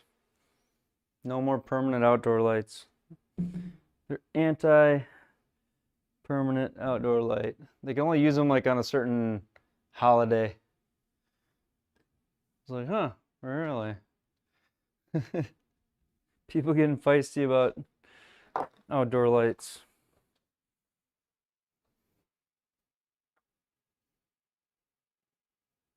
No, like the house lights, like permanent Christmas lights.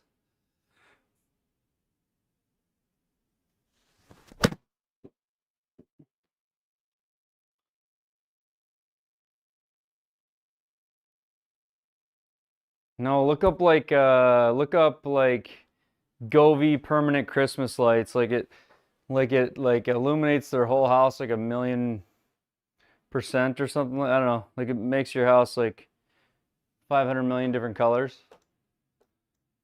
There's HOAs that are, yeah, Govee. There's HOAs that are like banning them around here.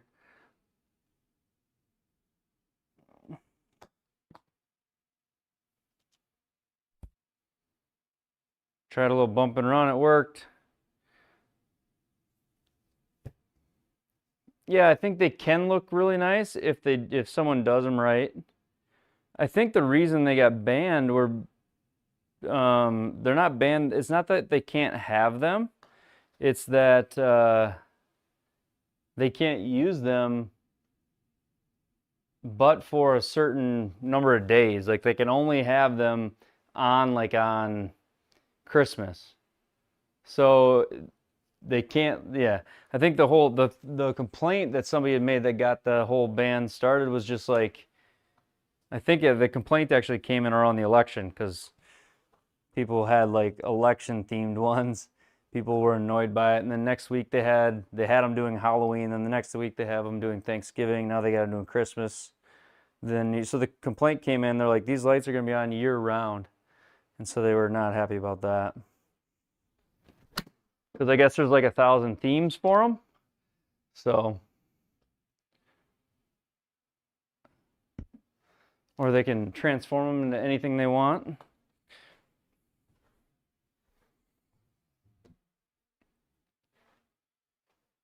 You don't really realize that, you know, the traditional put your Christmas lights up and then you take them down prevents you from having a light show year round.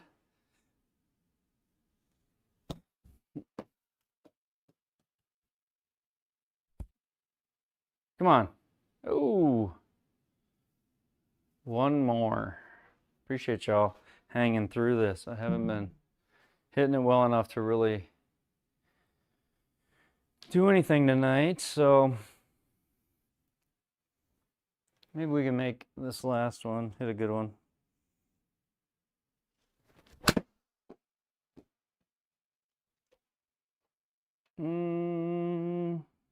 Bounce right and it'll be okay. Go. Yeah, it's just off the edge of the green. Oh wait, it's not even, yeah, this green's tiny. We'll see if bump and run on the MLM will read. We'll try a little low one again.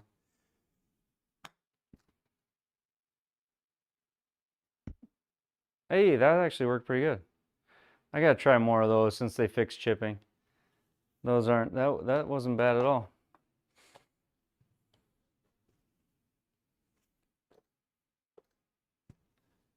$5'7". Don't miss. I just my stats are just blown up. Permanent lights remind you of the smoke shops, like all the green lights you're talking that show up on all the smoke shots that go around the dispensary ones. Yeah. Yeah, I hear you. Well, hey, thanks for hanging in there. I just got all my SGT stuff done, so probably won't be on for a stream till next week, I don't think. But yeah, thanks everybody for watching. It's been fun. Appreciate the questions, comments, and just the kind of the community keeping the chat going. So we will see you guys in the next one. Have a good weekend. I'll check out PinSeeker. I'm thinking Joe and I are going to get around in here soon. Trying to get him to do a live stream so we can have a little fun doing that. But I don't know, I got to tuck him into it. Send a comment his way. Let him know he needs to make time for that triple bogey J-leg live stream. We haven't been together since we did that break 50, but we talk all the time, so just two busy schedules. But all right, have a good night, guys. Appreciate it.